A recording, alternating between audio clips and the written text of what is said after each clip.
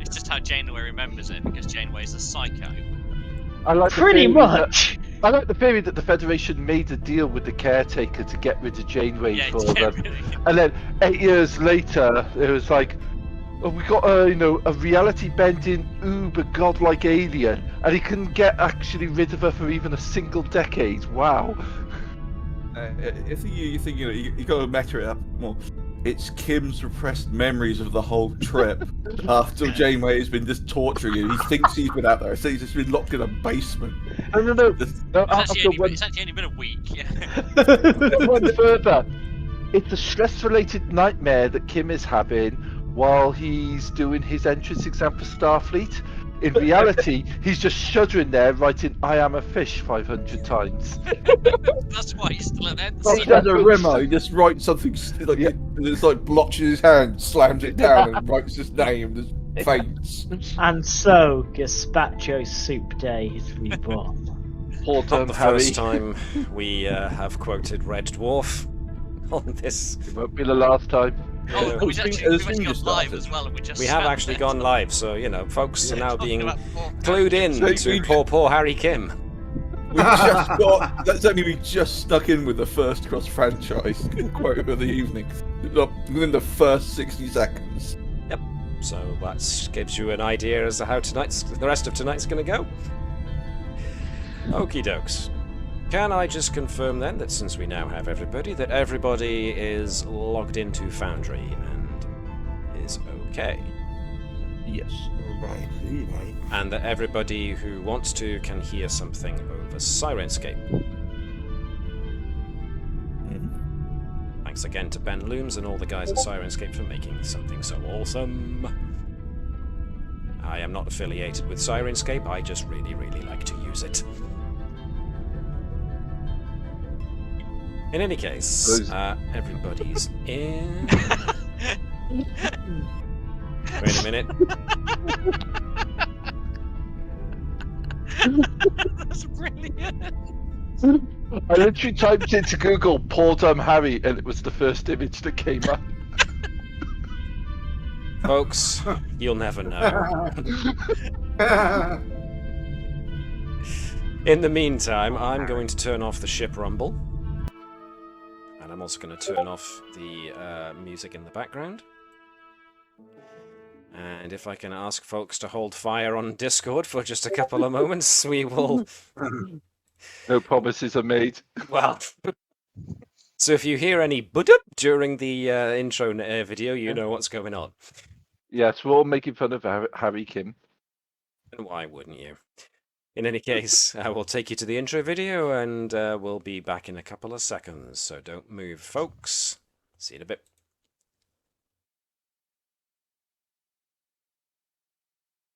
Off.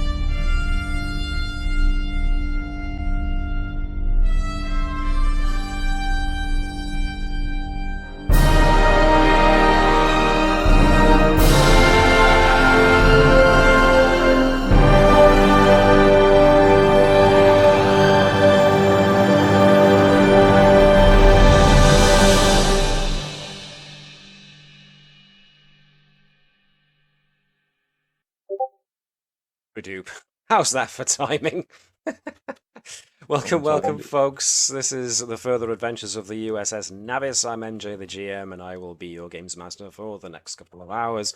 And with me are the majority of the Navis crew, having a grand old time on Discord. Majority? Are we missing someone? We are missing our Chief Helm Officer, I am afraid, for tonight. He's quite quiet, so I didn't quite notice. Yes.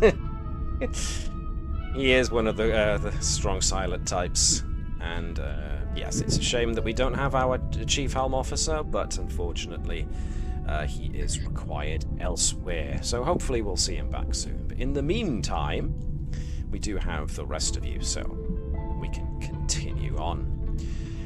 Right then. Well, first things first then. Do anybody... That was bad grammar. Does anybody want to spend any acclaim or milestones before we get proper started? Maybe. I gained one, didn't I? I beg your pardon? I gained one, didn't I think? We always gain milestones. No, a large one. Ah, yes. I believe yourself and Jan, actually, as it turns out, and Sean. So Thazanan, Edwards, and Nova all gained large milestones. So, yes, the big ones to use. So if you want me to remind you of what the large milestones can do...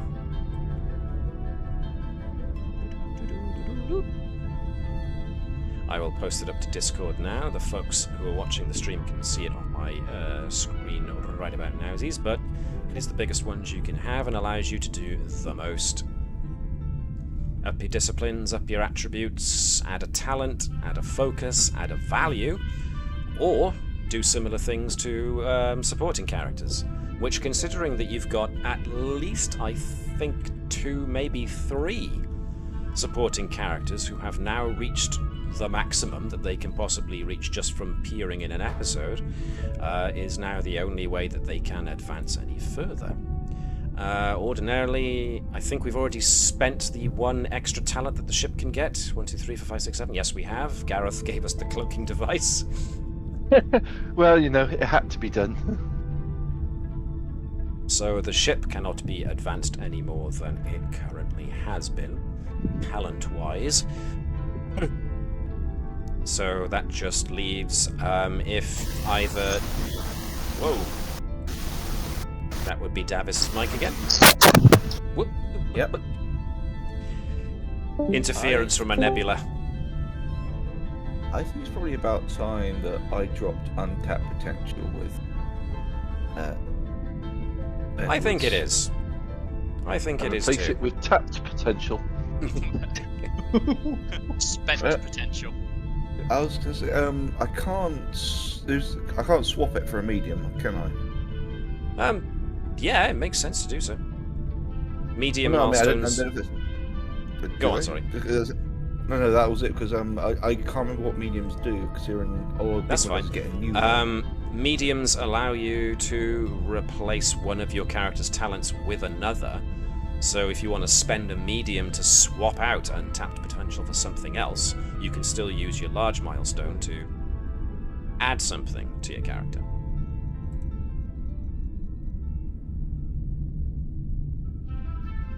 We can't cash in mediums as a large, can we? Not currently. I mean, originally there was something written in the rules that you kind of could, but as time has gone on, you guys have accrued so many damned milestones that you'd be having large milestones coming out of your ears. And it would make them less of a, well, milestone. So...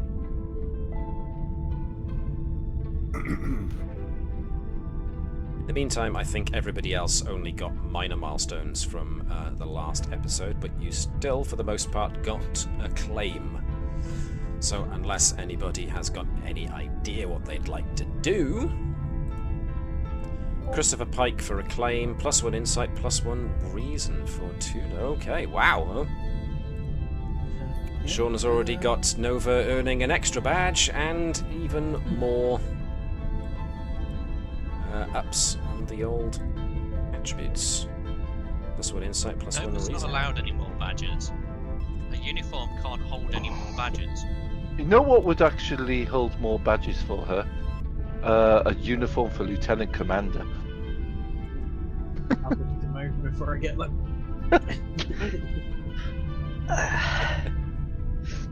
Okay. I'll spend some acclaim on that. Well, forget Nova promoted. Well, no one else is gonna. Well, she's not gonna do it by herself. So yeah, they're basically gonna have to bum rush her in the middle of the night, pin her down, and slap a pip on her. Go on Where there. she starts handing it to Hello, and like she just turns up as a commander before she. How many commendations do we do before they have to do a reputation roll? Oh, I'm quite happy to donate my acclaim to force Nova's up. You better be I've got careful social- though, because her revenge will be slow and deliberate. She has got 2 bombs, and she's not telling you where they're. We're in the port nacelle. We all know that. Yeah, everything's important now. She's not telling It's you where not that's the in. port nacelle anymore. It's now called the Bifrost Drive. That's right. The Bifrost nacelle. Dead on sheet. Okay, thank you, Sean. Nice, nice, nice. Okay, so that just leaves Alex with his. So Let me just check. I've Nova got has a couple bang. choices to swap. One would be more on brand than useful, which would be experimental device. Basically, I ultimately get an advantage on experimental technologies that I've been putting together, but it's got bugs, so any task has the complication range increased by 2. Yeah, so basically you create your own device of some Yeah. sort. That's your Oh no, own that's for pet anything I'm doing, like the science things, like the sound gun, the version of it, anything that's experimental thing that I'm putting together. And dice from that point onwards, basically, as long as it's been an experimental machine that I've worked on or built, while using it, I get that. At least from my interpretation of it, though, I'd obviously encourage you to reread New it piece to of make equipment sure that I'm is not- either a brand or a new invention. In either case, it performs a function that you determine when you select the talent. When used, it provides an advantage. However, experimental nature means there are a function increase the complication rate.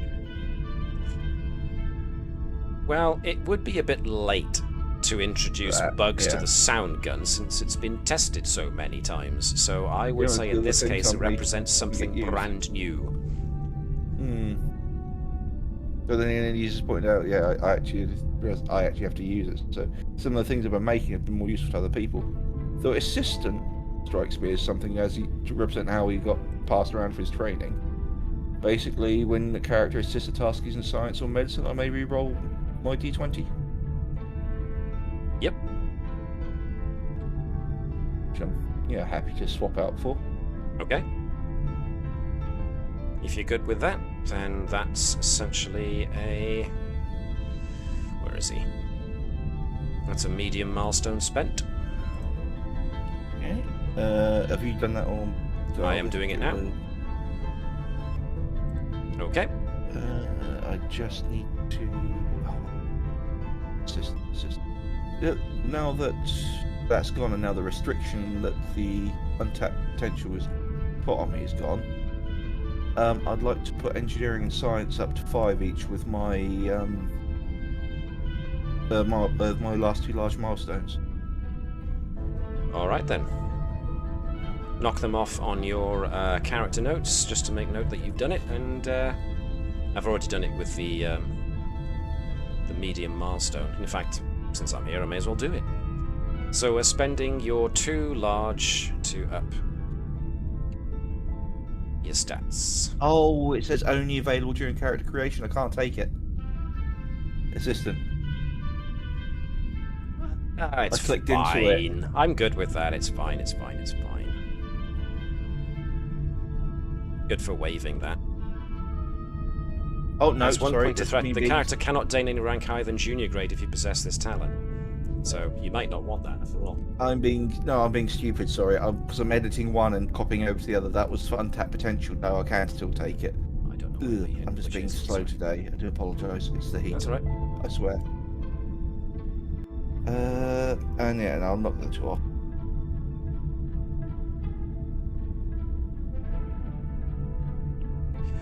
Okie dokie. Right. Nobody else looking to grab awards or anything like that with their acclaim? Or is everybody good? Considering, so who can I promote using the acclaim? So, on one hand, it'd be interesting to see, can we actually start promoting Unit Hello to overtake Edwards? But then there's also the part where it goes, I could lean into all the rumours people keep throwing at me and try and get Jenny Eric promoted to lieutenant over that ensign she's attached to. Do it. You're a horrible person. Then again, you are Gareth. You are the ones who've been bombarding me with these jokes for literal months. It's probably getting on for a year now. Yeah, and all of a sudden, when I joke about that, I'm a horrible person. Oh, no, I'm totally in for this. Actually, Claude's Lieutenant Commander, isn't he? Yes. Yeah. Have 4 acclaim, Claude. Just got another commander.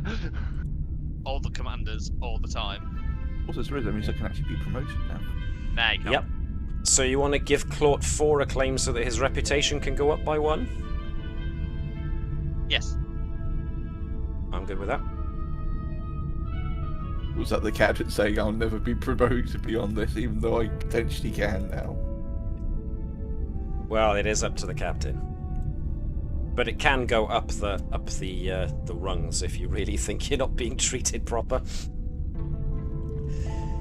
Quiet, Send a Harry. note to Admiral Hebert. Back in the box, Harry. Back in the box. Nobody else then with any quests? What I might do, am I able to use Milestone to amend the attributes of Nurse Natif? If you want to, yeah, sure. Yeah. It's more kind of, given as I remember in her previous outing, she gave a pretty dismal performance, kind of like representing Bertram, kind of taking her aside and going, okay, now this is what we call a medical tricorder. Wow. Patronising virtually. I think he'd be less patronising and wouldn't have to go quite that far, but you get what I mean. So if I'm looking at the stats, I'm thinking maybe reducing presence by 1 and giving 1 to... Is it control that tends to, or is it daring that tends to go with medicine stuff? Depends. Usually Really? control.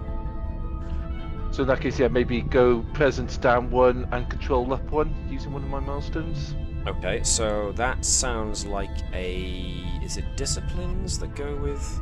Yeah, disciplines are minors, so mediums are swapping attributes around. So, yeah, if you want to, you spend one of your mediums to swap. So what was that? You were switching out presence down by 1, but control up by 1. Control up by 1. Yep. Fair enough, fair enough, fair enough. Representing Dr. Bertram sending Nurse Natif into some extra training. Yep. Now, so she's going to be Bertram... less able to give a nice bedside manner. Yeah. But it's bedside more manners are optional. But she's going to be better at using her, or dexterous at using her equipment. So. Yeah. Okay then. And let's face it, Bertram doesn't have the best bedside manner. Have you been attending Moss lectures? Well, you're just going to have to suffer then, aren't you? Yes. Gareth, I'm a doctor, not a therapist. Wait a minute.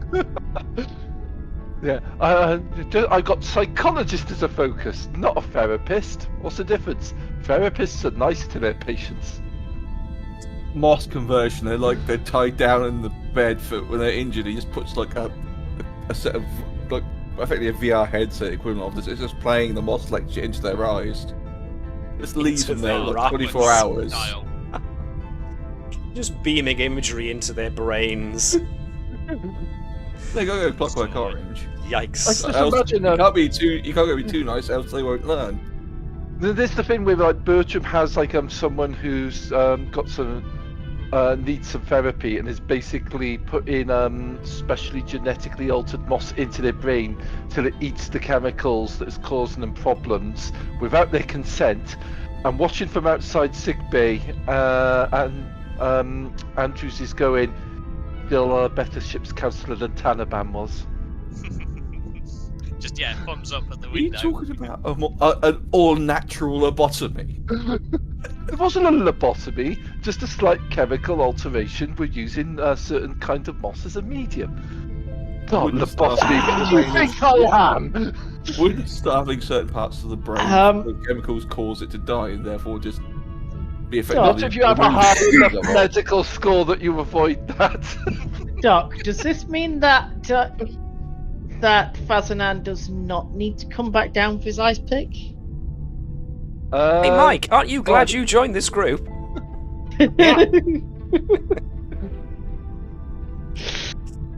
I hope to be the Harry Kim of the ship. So we got to bust him down to ensign, and there he shall stay. I was just going to say, you can't be the Harry Kim of this ship. You're useful. Oh, Ooh, harsh. he did a lot of diagnostics. I mean, and Harry did have some moments. He wasn't Neelix. Yeah, well, that bar has been transported so far below the ship, it smacked the Klingon ship that was actually sneaking up below us. Anyway, Captain, to end this conversation, do we need to set off the self-destruct?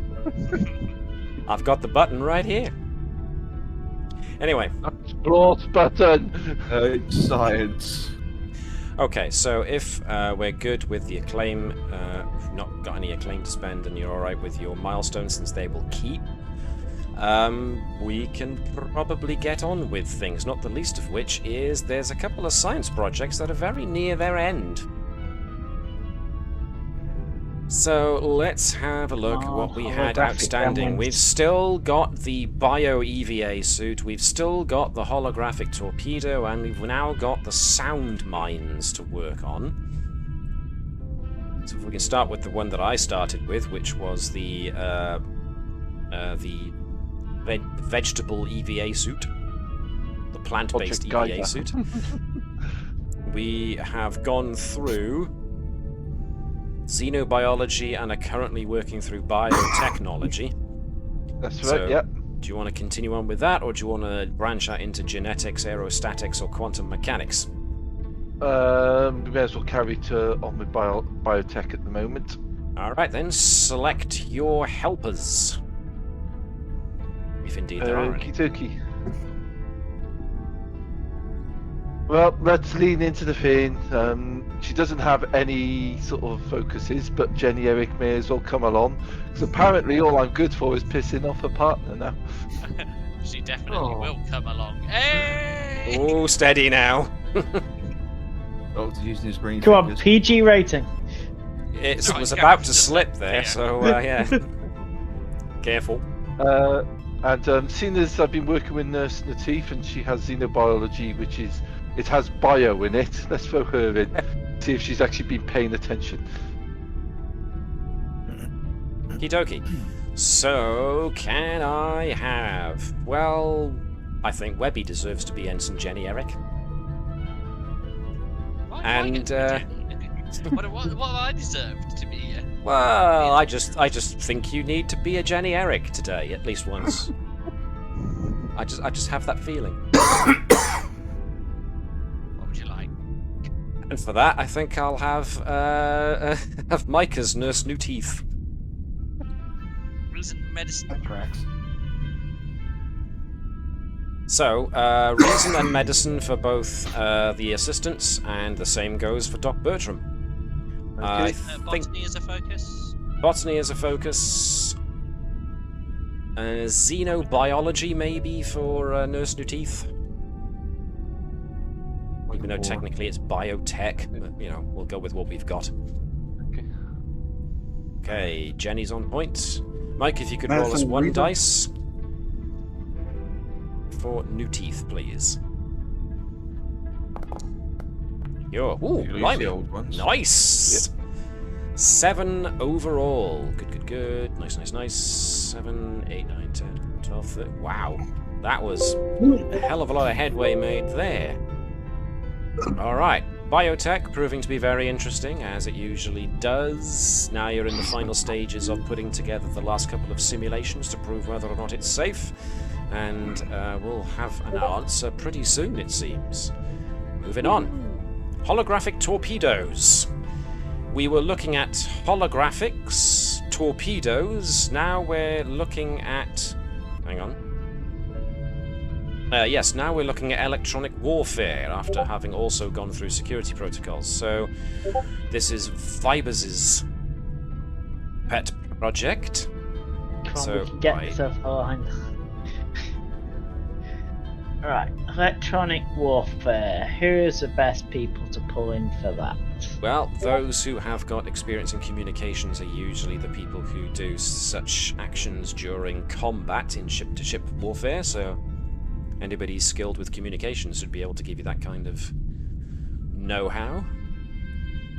Which means Edwards and Keshen. I've already got my own project. So it's probably Keshen. Okay. Keshen, and I need someone else who's good at warfare. Ooh. Or electronics. Communications, or that kind of thing. Yep. Someone who's good at communications. I think it's worth bringing in Lenny. For no other reason than he's bored. Not Lenny. Come on, I give could Lenny a think of someone- chance. I mean, you can get Kev if you want actual warfare. And Kef. Actually, no, he would. So Keshen, Kef, and Lenny helping out on this one. Once again, I'm just imagining the somewhat bemused look on Engineer Keth's face. Seriously, you want me to do what? We're I putting appreciate it, fake Command, but warriors seriously, on the I'm not enemy qualified. battle. This is how we get him qualified. Alright, so we've got 4 folks helping Vibers, so in that case, I'm going to ask... Whose idea was Lenny? It was yours, wasn't it, Davis? Yeah, someone else can roll Lenny. So someone else is going to have to roll Lenny. Let's have the ship's cat roll Lenny. Sean, do you fancy being Lenny? Alrighty. Okay. Not Lenny. Engineer Keth, let's see. Webby, how do you feel about being the only Klingon on the Klingon engineer? Just got back in time. Yeah, what do you want from me?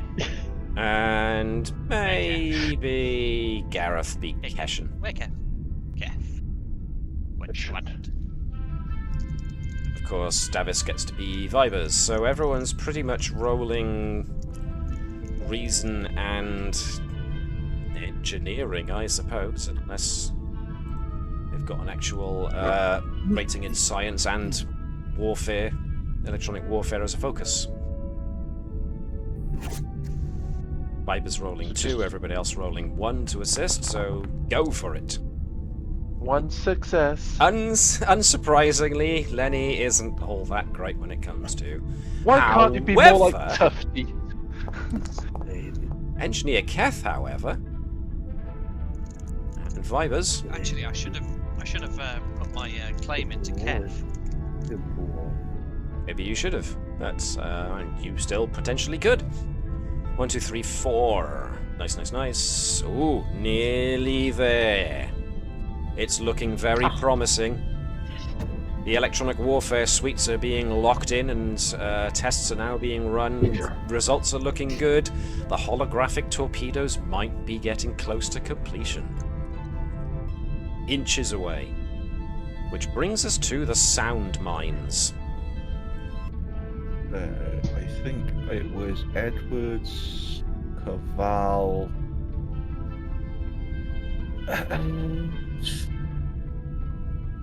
Anybody think- with, no, I mean, what is it? no. Not electronic warfare, was it? Well, yeah, even electronic warfare was being used as a focus for this, so... I think Nova was open, but I can't remember. If she said no in the end. Ow.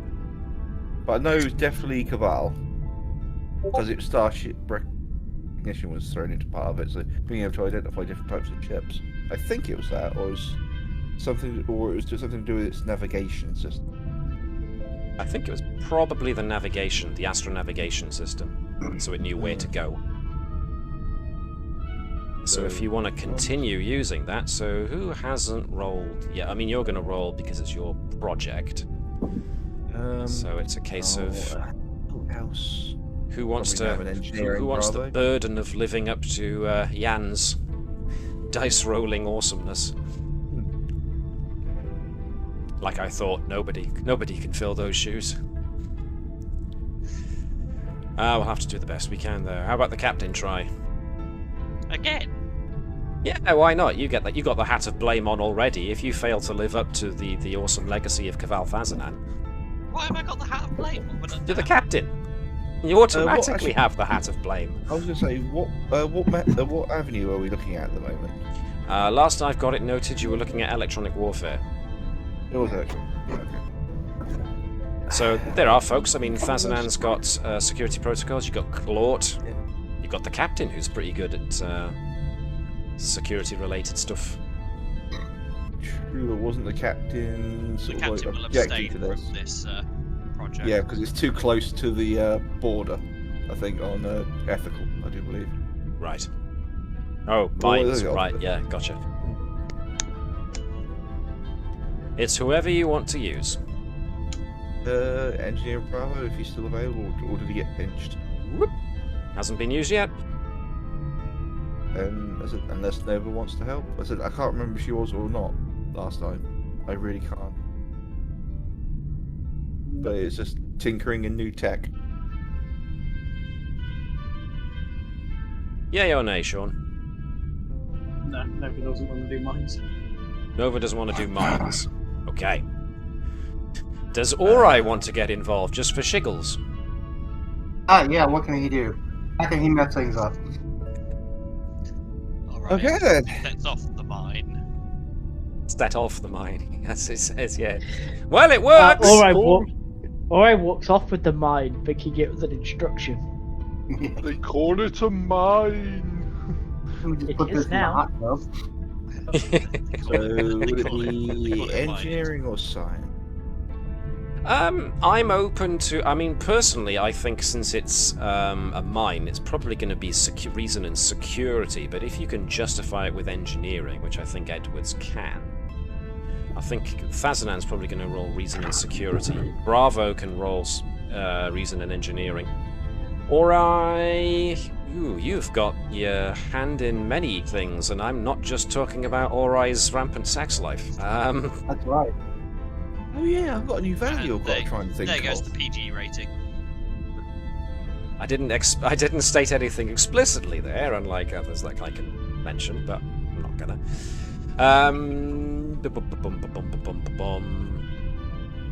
I mean, Ori can go with just reason and science without a focus. He's pretty darn good at that on its own, so.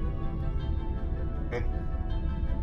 1 dice from Ori, 1 dice from Thazanan. Who's being Thazanan? Let's go with Gareth. Usually good with rolls. Fazanan. And Chief Engineer, Davis, this is usually your boy. Right, what do we need? Reason and engineering from Bravo. He doesn't have anything to do, any focuses to do with electronic warfare, so it may as well just go on talent. They use security protocols as a focus. But Thazanan, yeah, I think so. I've just I realised rolled, but it something. didn't show up. Oh, okay. Try again. What was that, Webby? Sorry, let's sort this bit. Try again, Mike. See what happens. Nothing. Nothing's going on over here either. First roll was an 11, and then All right. Yeah, I'd re-log into Forge. Your login's probably timed out. Oh, Yeah, there I'm we go. not seeing you in there. Yeah, good point. Come up as 9. Oh, Yeah, So, yeah, I just rolled it to make sure that it was still rolling, but if you got an 11, then that's definitely 2 successes as well, so there we are. Yeah, from what how Matt just said it, is you could make Fazanan Sephiroth. Here's Fazanan. Fazanan. I see what you mean. Dun, 1, dun, 2, dun, 3, 4 in total. Okay, not bad. Not bad, not bad, not bad.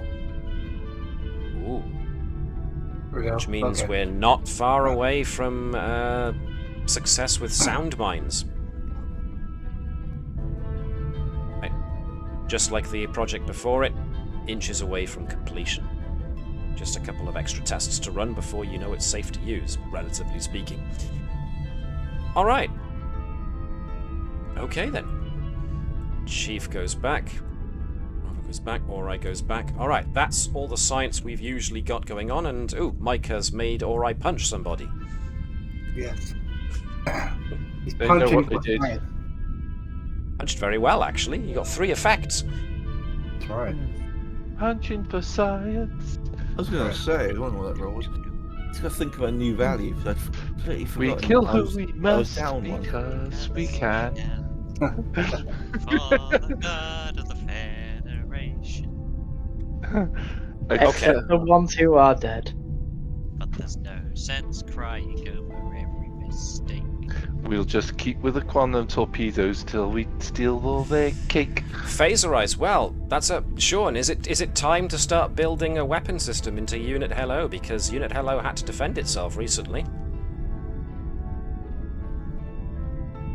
Certainly the argument I'm going to make, but whether the captain accepts it is another matter.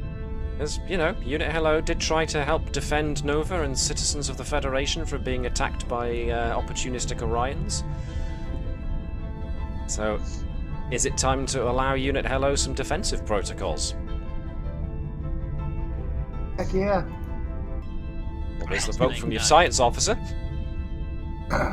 Well, there's not a no, it's going to get I changed the restriction to say not allowed torpedoes and resubmit it.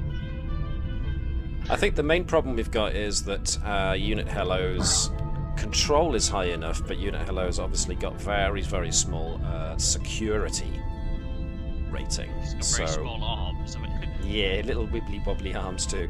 So big arms. either adding an extra defensive mechanism to Unit Hello's remote unit could be done as like a mini science project, which I'm fully fine with, or next time it comes time to spend milestones, which I do believe you still have a fair amount, you can spend them on Unit Hello to represent changes made to Unit Hello's chassis and stuff, so entirely up to you. As a matter of fact, I mean, you if that's still the case, do I think have 3 large milestones you haven't used. No, in that case, then I'll throw 2 into its security, and I've installed phase rolls. Cool. There we go. Sorted. Rather So than what- phaserize, could we have it so it's more like a built-in phaser pack? Well, I was going to say, keep the Type 1 phaser on it, basically. Or make it Type 2. If you want to make it a Type 2, if the captain is allowing it a Type 2, I'm good for allowing it a That Type would 2. allow us to channel energy through the Bifrost drive through its weapon systems. God, no. Let's go with one step at a time. Thought of something new for my value. What do you think? Okay. You think this would work with Edward? Let's try something risky. Do we think... Edward says, let's try this. No. Let's Maybe try he has something. tried- So shut. He has done a few things that have been a bit, Yeah, and let's some of steal them a have been corpse. supported by his commanding officer. Is that right, Vibers? Let's try something risky. Okay, yeah. I can neither confirm nor deny anything. That sounds At all, reasonable to me. ever. Okay, so character I mean- advancement continues. Nice. That's a good value. I like it because he's always been a bit of a gung ho. Yeah. Almost the Indiana captain can Jones. attest. And so could the previous one. Let's steal a corpse. Let's make a Part weapon. of the corpse. Let's make the weapon bigger and strap it onto the ship. Let's make it into mines that we can leave behind us. Somebody This hurt does you, sound Edwards. like Edwards. It's non-lethal. Who hurt you, Edwards? It's non-lethal. It's still a mine. It's a mine. It's not going to kill anyone. Okay. Really? Okay. Really? Have we proven this yet, Not Lieutenant? yet. That's the aim. The ready aim fire. Okay, that was bad. I apologize for that one.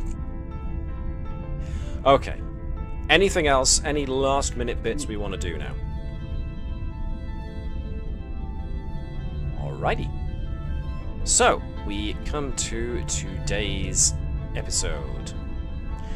Right, Webby, sorry about this, but here's your captain's log. No. You have to fish it out. It's a bit much, I'm on but holiday. Captain's log, stardate 50788.7. This isn't the first time my ship has hosted a reception of delegates for planetary government, but this one is a bit more difficult, given the political situation on Tolen IV. The delegates have not been openly hostile with one another, but the stares that we've seen between them since they were brought on board can freeze a small star. I've ordered security to have a larger than normal presence in and around the reception to check any trouble before it can start. I've met with my senior staff, and we've gone over what we know about each of the delegates and discussed ways to put our best foot forward in a situation where at least half of the people involved are vocally opposed to Federation involvement with their world.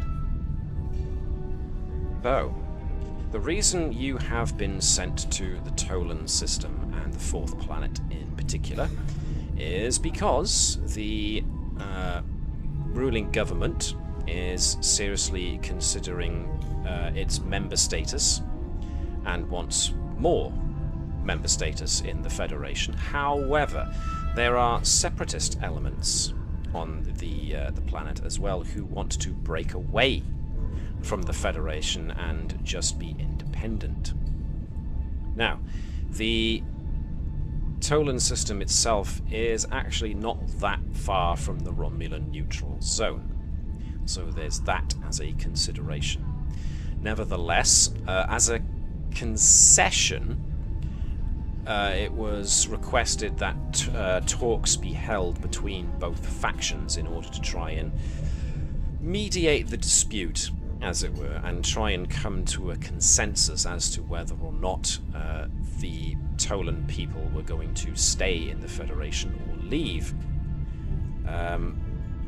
And the separatists were not wanting the conference to go ahead within the essentially the seat of governmental power. They wanted it somewhere a bit more neutral, but on planet. They didn't want it to occur here on the ship. But the concession they made was to allow Starfleet to act as intermediaries and as security for the conference. So, at the moment, the Navis is playing host to the immediate high-ranking delegates from both the Tolen government and the senior separatist representative.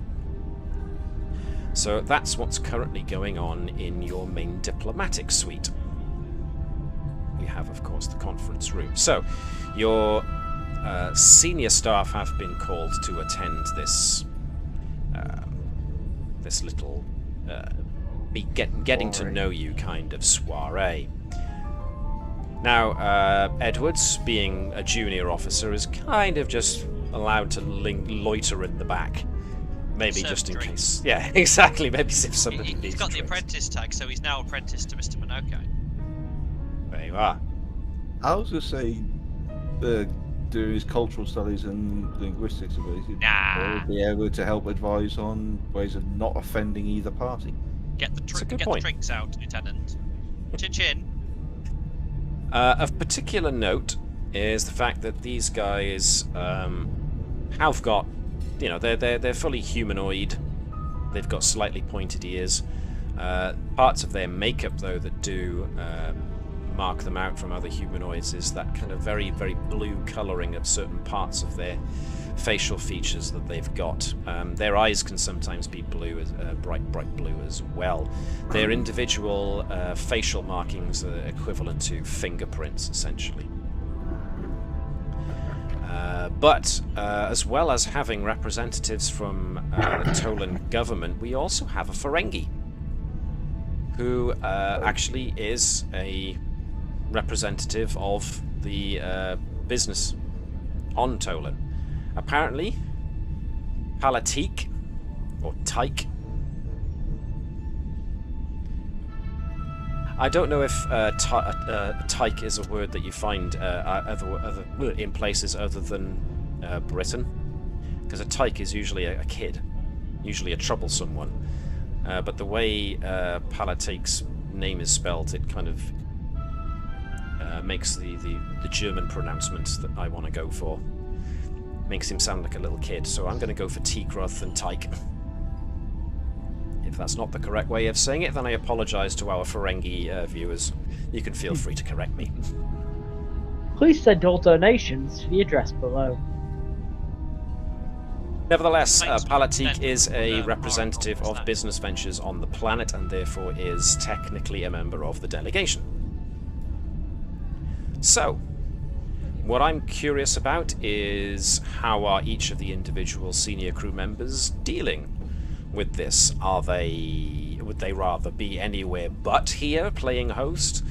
Are they fine with playing host? How do they feel about it? How are your feelings?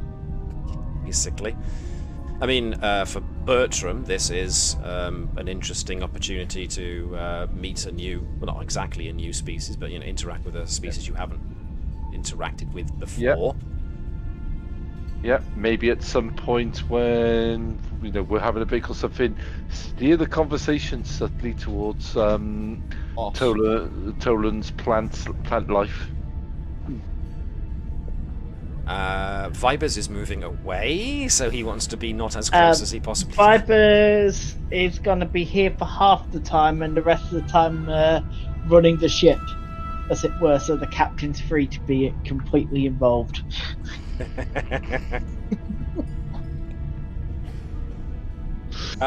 We know from experience that Fazanan's a man of action rather than a man of words, so he's probably here begrudgingly. I don't know how Nova feels about this diplomatic situation. Well, do you know what? I'm going to free up Commander Vibers and appoint Commander Fazanan to have the con.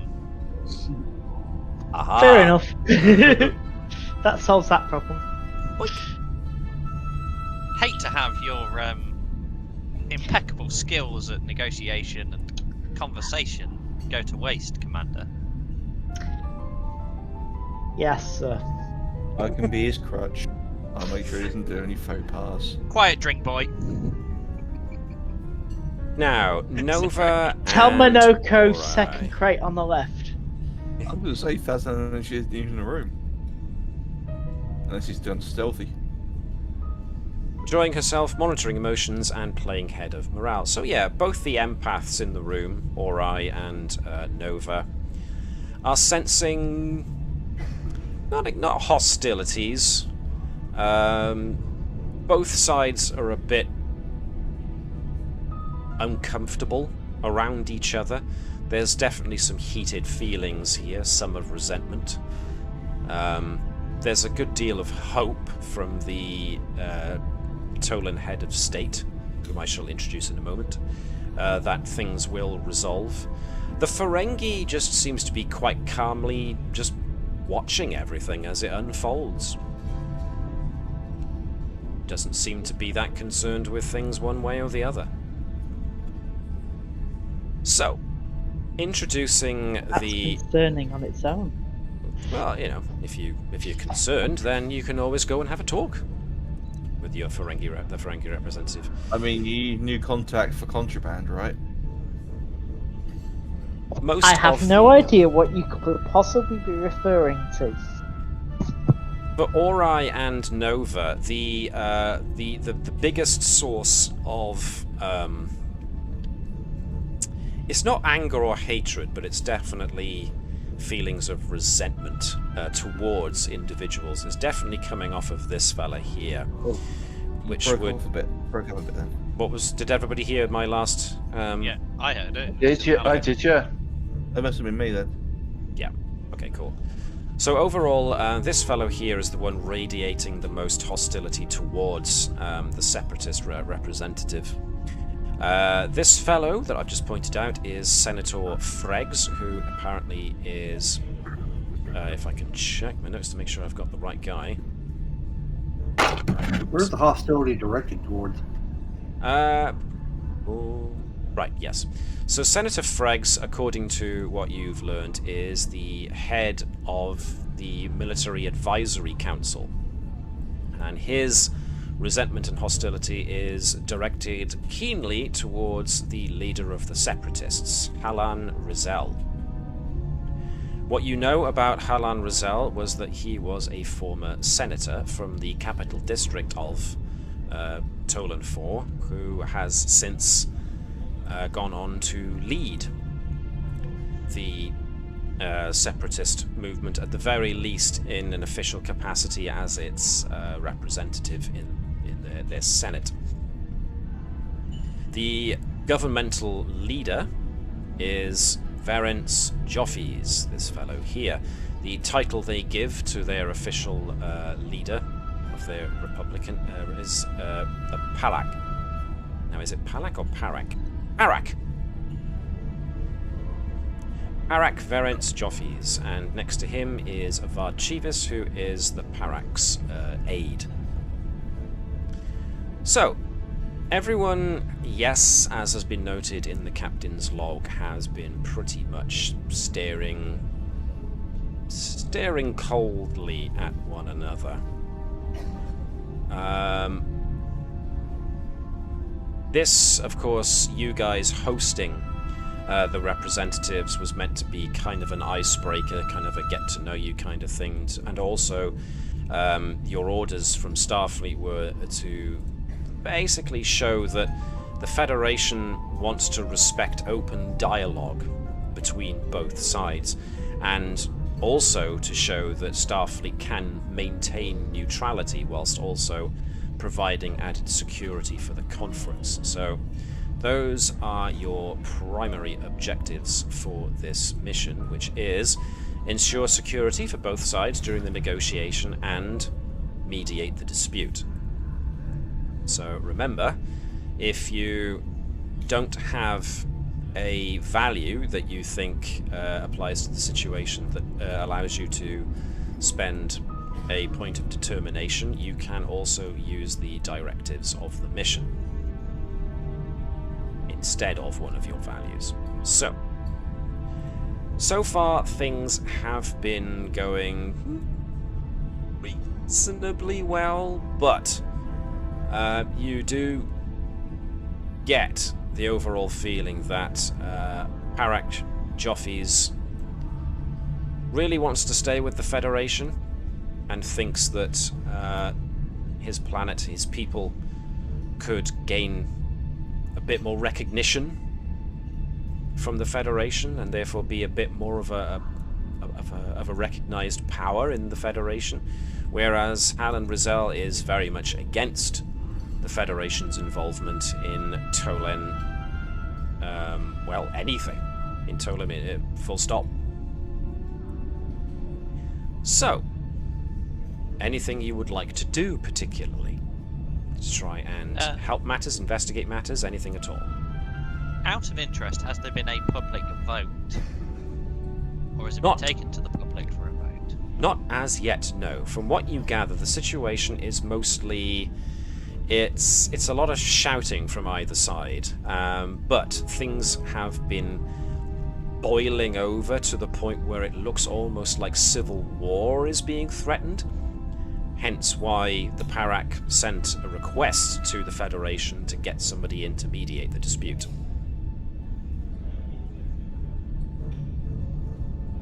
Now, if Edwards wants to make an attempt with cultural studies, it could give you a bit of background information on the Tolen people themselves. Yeah. Happy to do that. So, that'd be reason and science? Yeah, I'll go with that.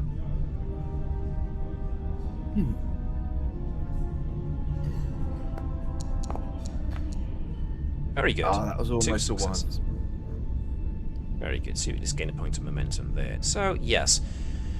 The Tolens are a very proud and free people, and they have forged a unified civilization with seemingly insurmountable obstacles in their way, not the least of which was their intrinsic love of independence. They are very well known for their tenacity and their will, overcoming any trial that is set in their path and holding true to their views through most hardships. This does, however, also mean that they are a very stubborn and willful people, difficult to lead, unwilling to accept views that differ with their own points of view without extensive debate and persuasion. So even the Tellarites would have a hard time with these people. That would certainly seem to be the overall impression that the captain is getting as well, is that the Unionist side are very much unflinching in their desire to remain part of the Federation and continue to be players on the galactic stage.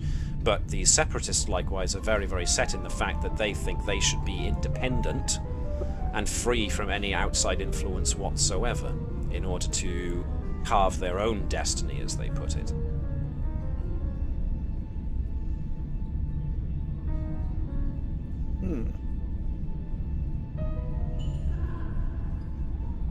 This is going to be interesting.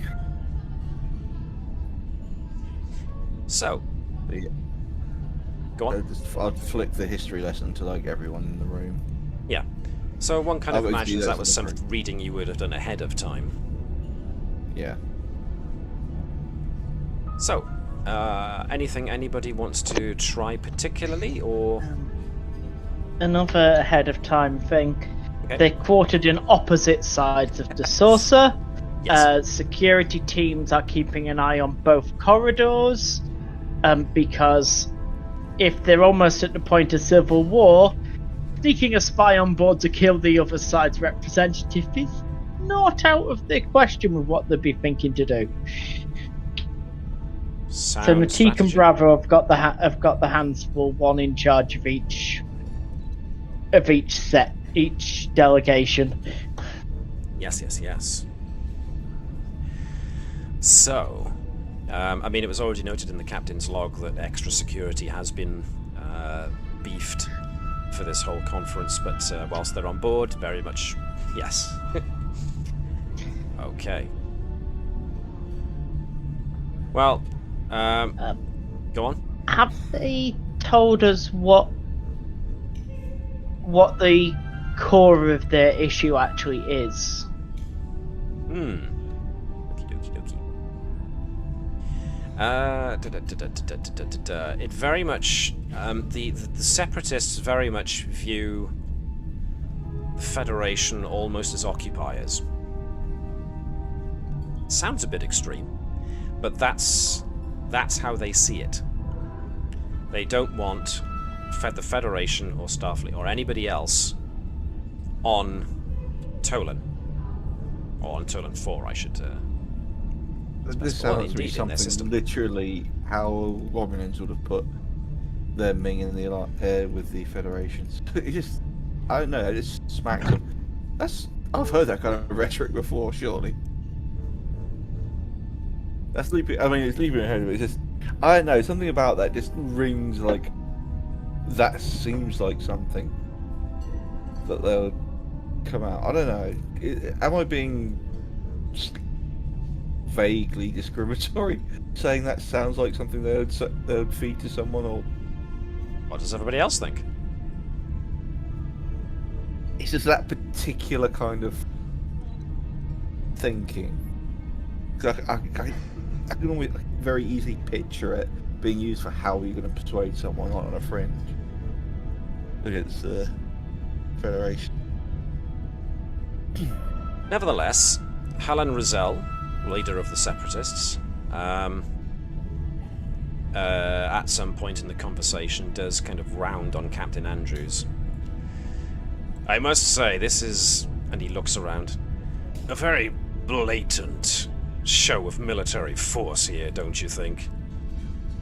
The Federation showing its muscle, as it were. Are we to read an intrinsic threat in this, perhaps?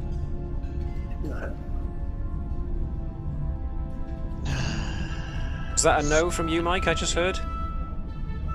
I was quietly saying, shut up. Right. Smile and wave. Not at all. What's his title? Ambassador? No. Yeah, pretty much. I mean, he's a former senator, so he doesn't even have that title anymore, so ambassador's the best thing you can say, yeah. If the Federation was invited here as a mediation, and we sent the nearest available ship that was able to attend. The fact that it was ours is by chance only. However, I can formally show you the records and proof of that if it will alleviate any of your concerns that you think that this is a show of power.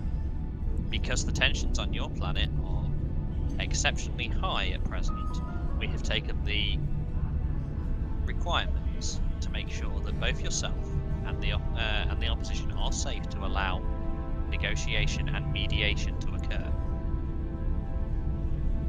You will have to agree that either side does not want a civil war. Parak Joffy's just interject at this point and says, Exactly. At least we can agree on that, Halan. Neither of us wants to see bloodshed. On that we can agree at least. And Halan Rizal does in fact nod to this, and he does acknowledge. Fine, fair and good. We both have to acknowledge that there are extremist elements on both sides that are of a concern. Nevertheless, it doesn't make me comfortable to have so large a ship hovering in orbit. But as long as you maintain your side of neutrality, we won't have a problem. Unless, of course, you're here to make sure that another experimental weapon of yours doesn't suddenly start poisoning the locals.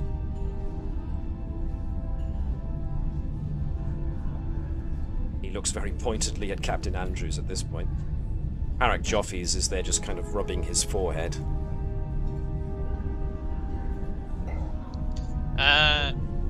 Just to recap, we have met these, or have they, this racer in the brain.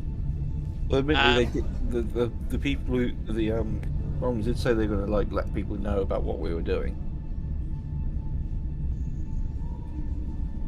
That is a point. We are, of course, referring to the episode in which it was discovered that there was an old Constitution-class ship that had been experimenting with some kind of tachyon device that went a bit wrong, propelled it into the future, and started causing all kinds of unwanted side effects in a distant human colony that, funnily enough, was another colony neighbouring the Romulan Star Empire.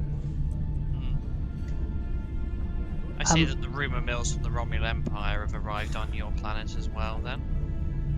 Are they rumours if they're true?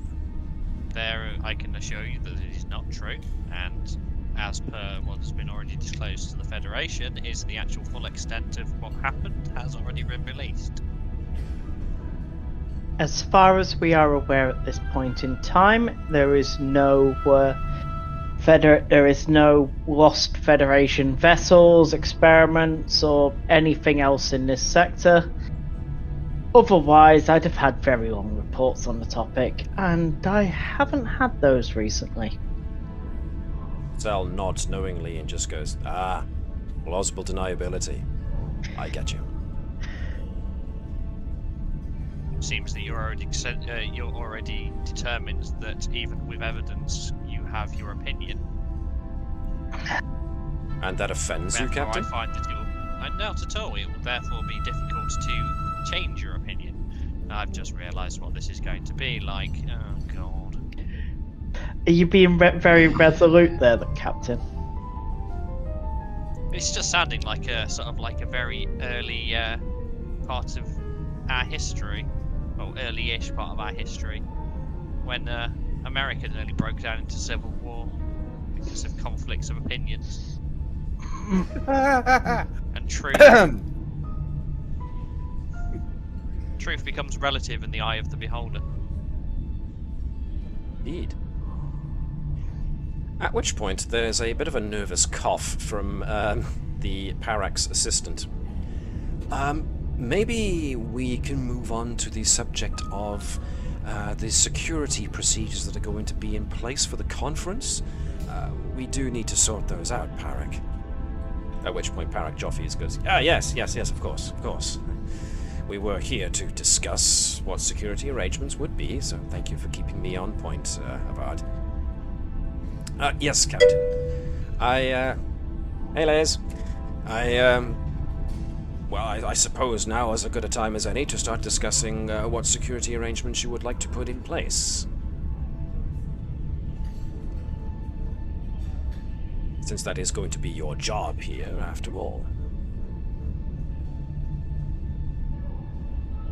So, essentially, this now introduces a section where you guys are free to pretty much come up with whatever security measures you think you want to see implemented on the planet in order to maintain the security of this conference.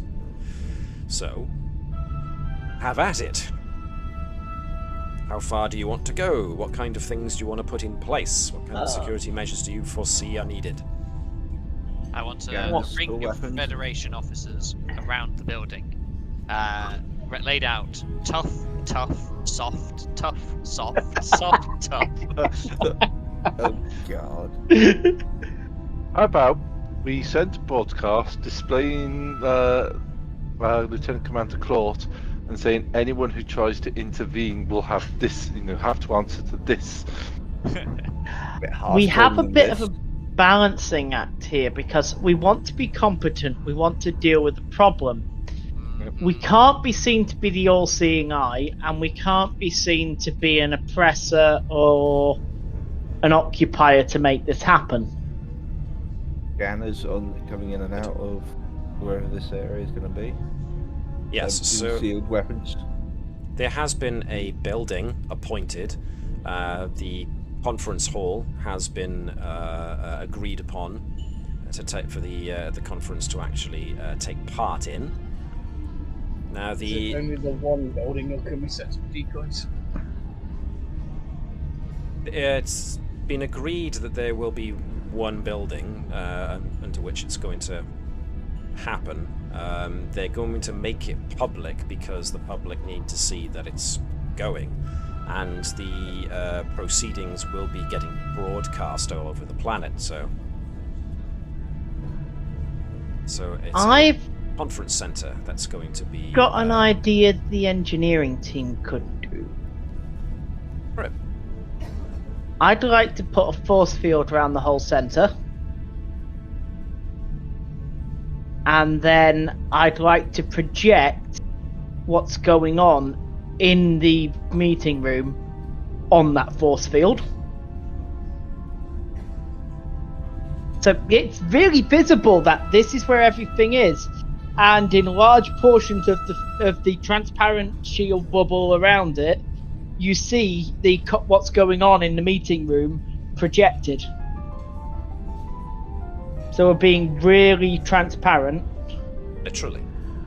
The problem with doing that is it potentially says that the Federation could be doctoring the footage.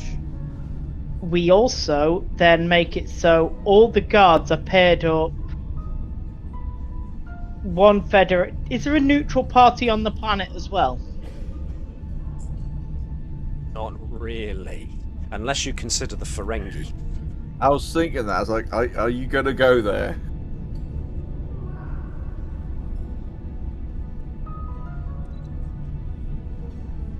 I'm trying to think how we make it so it's not just Federation security everywhere.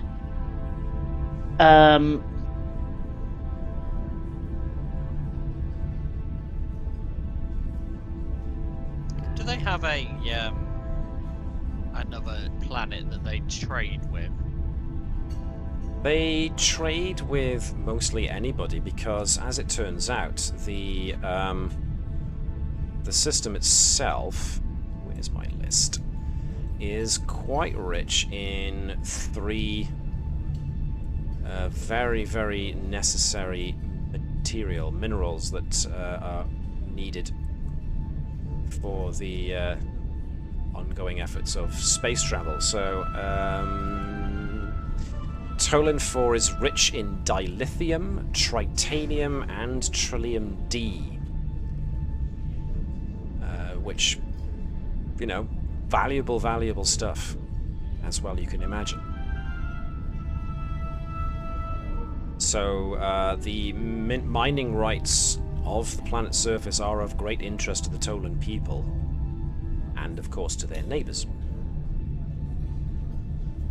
The Federation. Offer to them, to both parties, to see whether they wish to have a completely neutral security force involved.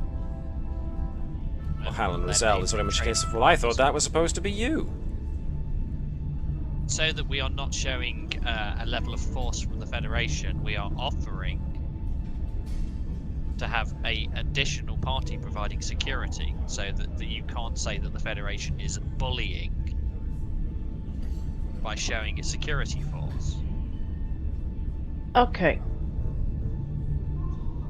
The other option is we set up a security control center here. We bring in a security representative from both sides up here. So you're in the control center that is watching all the doors and keeping an eye on everything else. This would be a room where all comms have to be open. We have shared comms only, so everyone can hear everybody from here. But that would prove that we are being open and honest with what's going on.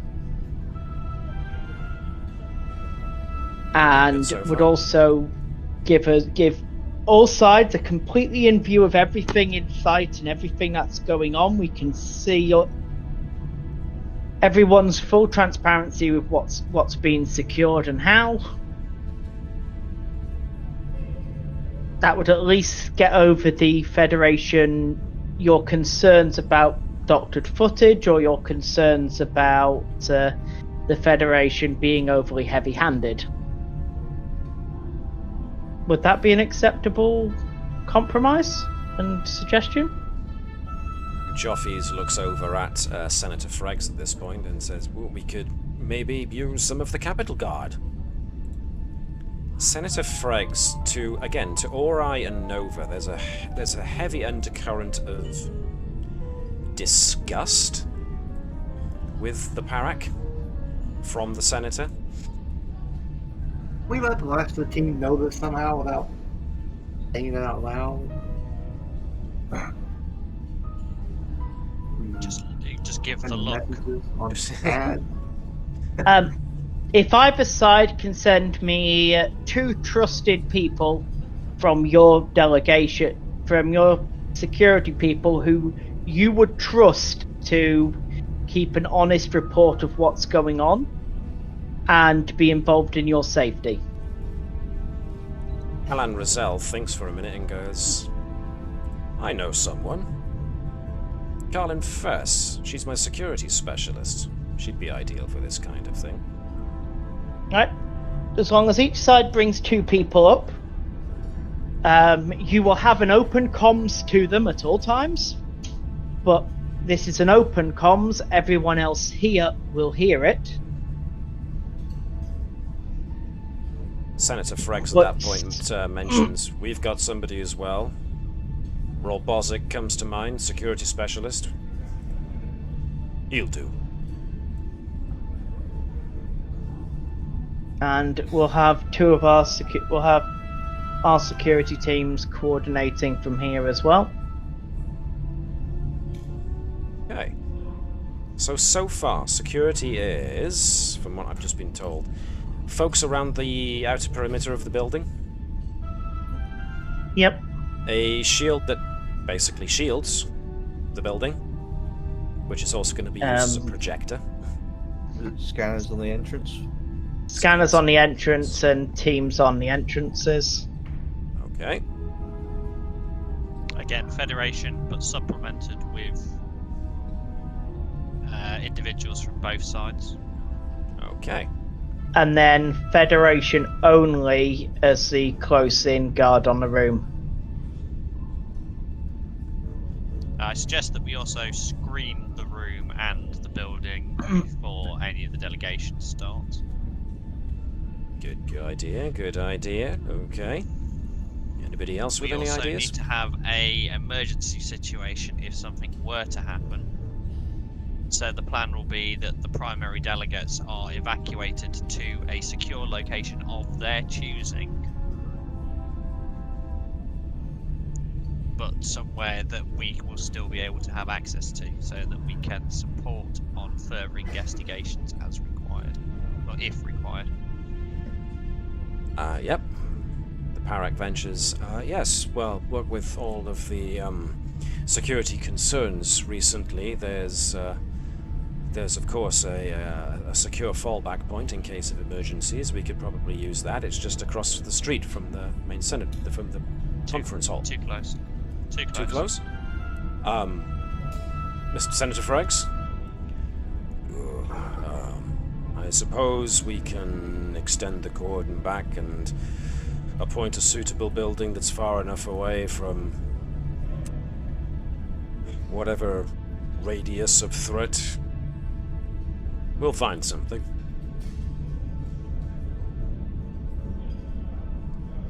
I'll liaise with my security officers.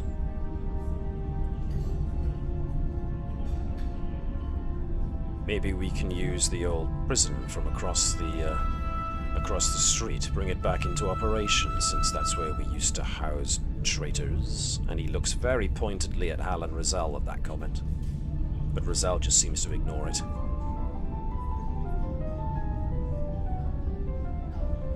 Well, says the Parak. It seems then that we have a lot to talk about tomorrow, and we'd best start organizing things. Captain, we thank you very much for hosting us this evening, and for showing your patience with us. My assistant, Avad here, will of course want to liaise with yourself in order to secure the security procedures we're going to put in place. So if you can liaise with him, he'll liaise with our people, and of course we'll put a line through to Mr. Rizal here in order to make sure that the opposition are also kept in the loop. As you say, we don't want to appear as if we're not being transparent in all of this. At which point Hal and Rizal just acknowledges him with a nod, puts his the glass that he's been not drinking from this entire time down, and just straightens his official dress. Well, in that case, it looks like we all have something to do, don't we? Captain, Senator, Parak, I will take my leave. He walks off. Senator Freggs just watches him go. His eyes follow Rizal the entire time, and then he straightens up. Parak, with your approval, I will go start coordinating with the Capital Guard in order to make sure that everything is ready for Starfleet to liaise with us. And then he departs. At which point the Ferengi in the back goes, "Well, this has been a delight. But at least it's nice to see that some progress has been made over the arguing that's been going on recently. So, Parak, my Federation affiliates, thank you very much for hosting this fine soiree. I will see you on the planet. Not that I'll be involved in the conference, of course, but I, like the other fellow citizens of Tolen, will be very interested in what's going on. Everybody, thank you very much." And he departs. The Parak... Now, again, this is just to Orion Nova. Whether or not you let people know now or later is entirely up to you. But there's very much a... apologetic wave of emotion that comes up to the Parak, but he doesn't say it. He looks like he's about to, but then he kind of holds it back. Thank you once again, Captain, for hosting this gathering. And, well, we leave our security in your hands. Thank you. I would let the captain know all of this after they're gone. Okay. So Avard is hanging around with a crude version of a datapad. It looks like the Tolens aren't... Their technology isn't as up to par as the Federation. So it's close, but it's not quite there. Some of their tech is still a bit bulky, so he's got a very big, bulky kind of pad equivalent. So who do I talk to, Captain, in regards to our security arrangements? Our security chief is probably the best one, isn't it? I see. Security chief, but Lieutenant Nova, do you want to manage the liaison? Make sure we don't trip over any big unknowns or miscommunications. Sure, why not? Okay. What I'm going to do then is the proposed area for this back and forth, the liaising. I mean, you mentioned Bravo and Natik of security, so I'm going to put them in there. And the representatives from the planet are going to be... what were their names again? It was Roll Bozic as the Unionist representative, and as the Separatist representative it was Carlin Vess. So they are going to be attending here. So just to give a few folks a look, there is a room right next to the actual conference hall, which looks like it would do quite well as kind of like a security communication type of headquarters, almost. Focus point. Fulcrum. The word escapes me. Center. That makes a better word. So, Lieutenant Edwards, I've got a suggestion if you're interested. Wanda? Would you like to be the liaison for the other party? So Nova representing, liaising with Nova the Unionists? talking to Avad Chevis and his boss, and getting Edwards to manage the communication with Roll Bozic and his boss. I think I've got the right person. So Bozic is the Unionist, so answers to the same people that Avad Chevis does, whereas That's right, Carlin it's Fess, Fess. the woman, is the Separatist representatives of security. Because that way you're both communicating, you're both organising, you're working together, and you could be collecting all the info of what's going on and making sure we're not tripping over things, and that frees up Vibers and Andrews for flip, it's all fell to pieces and everything's burning. Oh, ye of little faith. I'm planning. Contingency Burning or avoiding it, I'm not quite sure yet. So far we've got force field, troops, well not troops, but basically checkpoints at the entrances. Scan folks. These checkpoints, how far do you want them to go? Do you want them to be just security folks with tricorders, or do you want a bit of extra assistance from other folks? I mean, you're going to give them a full medical blood screening and stuff like that, or... I think blood screening does need to be on there, because it's like it's a Federation thing for... It is, but that looks really bad. Yeah, so is the Dominion War still kicking off? It hasn't yet. Oh. It's, things are getting tense, certainly, at this point in time. Which is probably why the Federation another reason why the Federation have sent you guys here. is if things kick off, then another planet in the Federation with access to dilithium, tritanium, and what else did I say? I had the list in front of me. Dilithium, tritanium, and trillium D would be useful. Webby. No, it was just us about to say trillium D. Ah.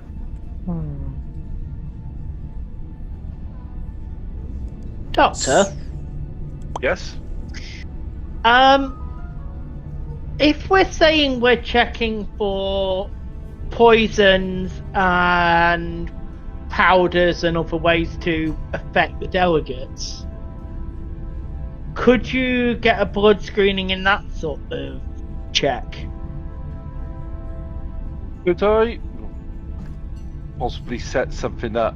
I think my question is, do we want to be doing anything that isn't totally above the board? Because that would essentially be, to do it like that, we'd essentially be deceiving the Tolans, and is that really what we want the Federation to be doing in this situation? I'm not thinking of doing it as deceiving the Tolans. I'm saying we're double checking for contaminants. We're checking for anything that can affect or hurt the delegates. We could also say we're checking for allergies to make sure that the food that's provided won't cause allergen problems, etc. I could. We can put the blood screening in the long list of things being checked. I can set something up like that. Because you could hide it amongst things like Borg nanite detection and... There might be a Borg hidden amongst the delegation. It's all... Yes, but I'm saying this is standard Federation paranoia. Here's a list. Fine. Rather than us going, we think you're a changeling, which... Just the idea of a random Borg appearing amongst the delegation, looking entirely, as inconspicuous as it can. Because we can't really do the Klingon type blood screening of stab 'em, yes, it's blood, next. That's gonna go down really badly. You think? You know who we really need to include in this conversation, then, don't you? Kath. Kev. Get here, Kev. No, Get you in, can Kath. spot- Okay. You'll be able to spot the Borg. You'll be the one standing there with a platter with a mixture of different breads, cheeses, and meat. It'll be the smorgasbord. Borg. Oh, you almost pulled that joke off. If you hadn't have stuttered to the end there. Oh dear, never mind. Kath. Where's Kath? He should be on Narendra Station's list of characters. And the Mapui crew. Engineer Kath. Let's just make sure it is the right one. Head to the one I've got on the bridge currently. Is it the same guy? As in, have I copied the same? No, I haven't. I haven't made it. Link actor data, so let me grab the correct one. Alright, so you want Kath in on this. Just because you might want the Klingon perspective. And maybe to put someone big and burly between Ori and the one female in the room. The one female that doesn't already know him, or I mean. As a diplomatic tool, it's actually not too bad. It's showing that we do have, the Federation has strong allies, that there are those that they can come together and actually support worst case scenario. Yeah, good point. Very good point. Where is Engineer Kath on the list of... Oh, there he is. Oh, that's right in front also of me all this time. potentially be an example of there can be positions for like maybe members of their own species in kind of same vital roles as part of the Federation. Once again, though, Keth comes in and just has the look of why am I here? He's had that same You look know on his why. face ever since you asked for the transfer to bring him over, but now he's wearing it You even know more. why, Kev. We The respect token the Klingon. we respect the Klingon opinion. Good. Very good. Then, I suggest trial by combat for the delegates. The strongest survive. This is why you're here to talk about security. You're not here to talk to the delegates. I second that motion. Oh God. Trial by snoo. Trial by snoo. Whoever And can that- survive the longest with all right, the country will follow their lead. Are you sure you want to televise that to the masses on that giant force field pay-per-view. screen? Pay per view in HD. Yeah. Oh, So graphic, everyone gets to see it. Nobody knew what 16K television was going to be used for, but now we do. One night only, or I delight. yeah. Oh man. The Kirk method of interspecies diplomacy. Okay. I still think Federation starships are banned from Argo. I would have to check. Nonetheless. Okay. Final check of all security results then. Are we definitely going for the blood screenings then, or are we leaving them out? I can set them up. The first officer has spoken. I'm suggesting, I'm not commanding. I'm asking. So you're saying you don't want them?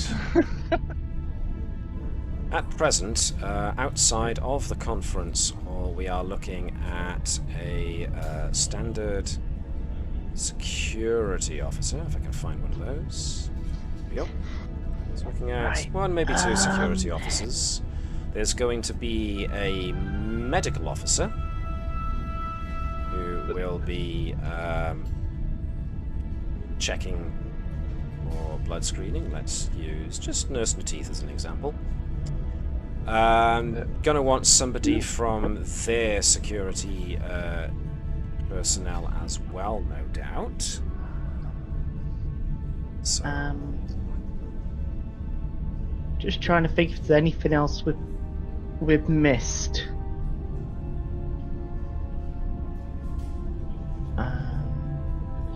I mean, you've done pretty well so far. Only other things I can think of, which is putting on a Caval and Lenny hat, is we could do with having a shuttlecraft, a couple of shuttlecraft and a runabout parked down at a spaceport a couple of miles away. For So, fast response, yeah? Fast response if transporters aren't an option. We've got a escape craft. If we can get the runabout and two shuttles down there, we've got potentially a way to split into 3 groups for transport if required. Excuse me, folks, I have to sign out and sign back in again. Is there actually something we could put on the very edge of the system, or something that gives a head warning if something tries to sneak in? Yeah, we can fire a few probes out, can't we? Because I said we are on the edge. Nearly every time we've been on the edge of my mind has gone. Romulan space. They have interfered. They have had some sort of finger in the pie. So it wouldn't be, at least from Redwood's perspective, out of the ordinary to presume they're not going to do something this time, based off nearly every other interaction. What Is do that a people little think? racist? We don't really have enough ships to do a full tachyon search grid type thing. Oh no, I'm not going to go that far, but I mean that's a justification for the long range probes and things. Captain? I'm not against it.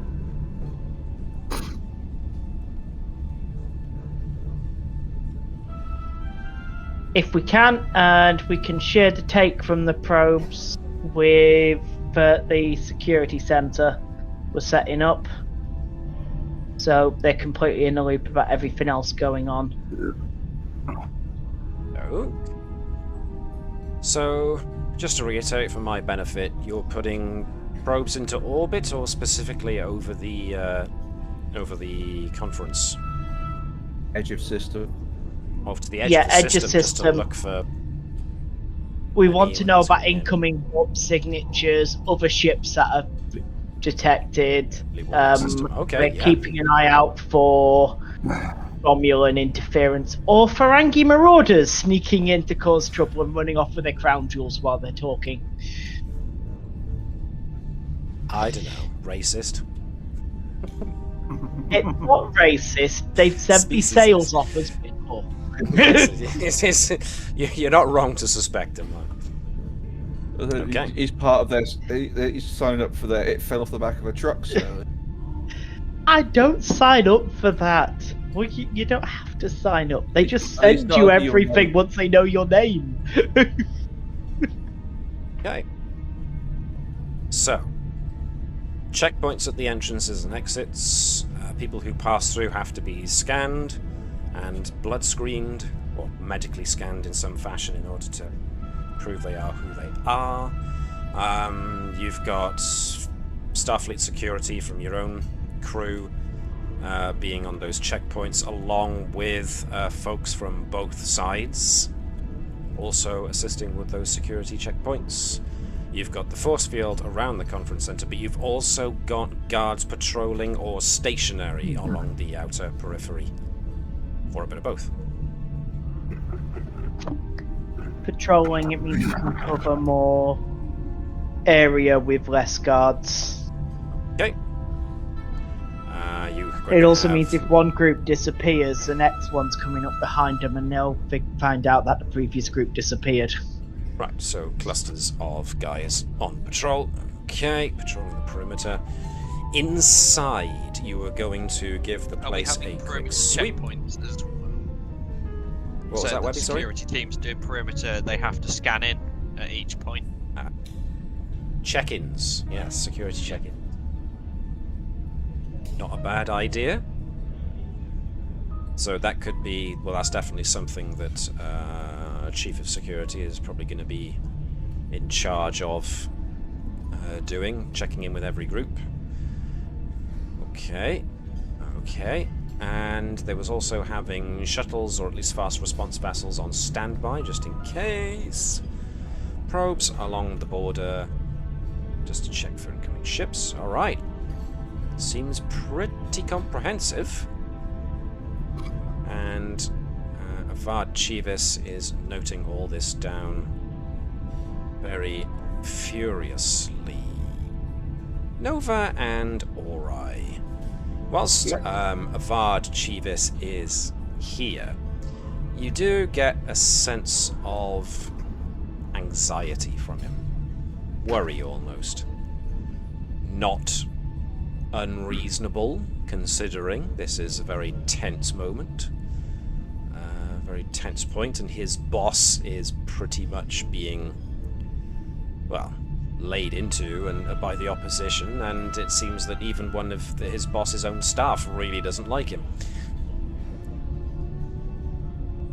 Nonetheless, that's the vibe you're getting off of Chivis. Off of the two security officials that have come up from the planet. They're both eyeing each other suspiciously, but they're also both trying to maintain their outward veneer of professionalism. Both basically trying to show the other, as well as yourselves, that they can be professional, and they're not just gonna...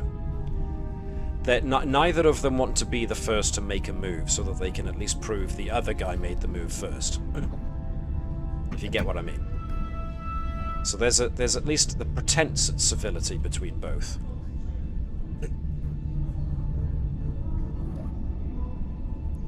Okay. Any last minute points to add, or shall we move straight to it? What Mr. the Chiefs, nice torpedoes dipping onto the entire planet. That'll make sure no one interferes. There's no one left to. Is Ori seriously inviting Mr. Chivas? Yeah. Okay. I mean, he seems like he's pretty screwed up tight. Maybe he needs to relax a little bit. Are you offering to be in this hot tub with me, Lieutenant? Your preference. I also have some Klingon associates that can join us. If it's all the same to you, sir, I will decline, but thank you, I think, for the offer. This is... Notice you seem to be really tense. Well, this is a lot to organize, and it's somewhat unprecedented.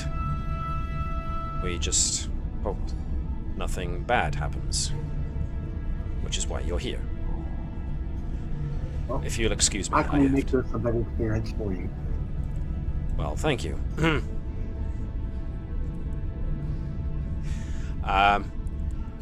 My interest isn't really horticulture, so I am going to have to excuse myself. So I'm sorry, sir. Doctor, sorry.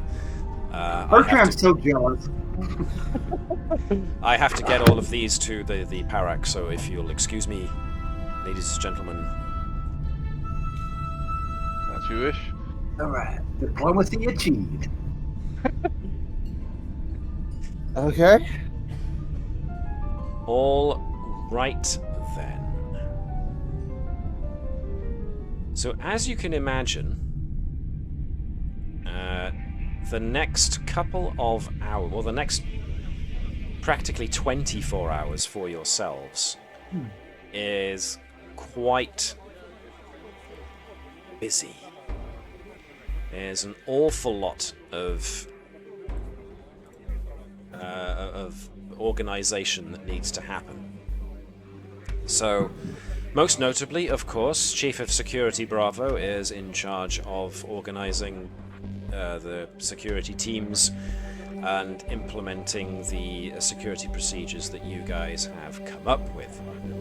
Of course, the first officer and the captain, as the officers in command, are also able to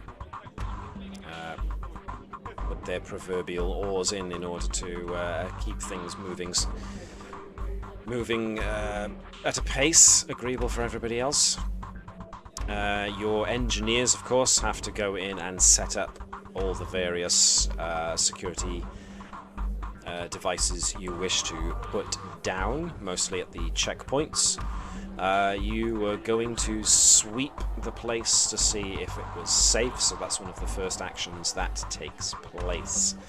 The conference itself is being held on their capital city, I do believe, of Trejet, which was the concession made to the separatists. They didn't want the conference being held on your ship, so they asked for it to be held on planet. But they agreed to allow you to do security. That was the concession. I've already gone over that, sorry for repeating myself. But nonetheless, it is now a case of setting everything up. So far, security sweeps with engineers in tow have confirmed that there are no suspicious devices, there are no weapons concealed anywhere on the premises. All sweeps for listening devices, that kind of thing, are being undertaken, and so far have come up with nothing. So it's pretty much a case of who's going to be going down onto the planet in order to deal with things going on down there, and who's staying up on ship. Oh, it's diplomatic. I've got to stay up because I've been delegated to go with the separatist.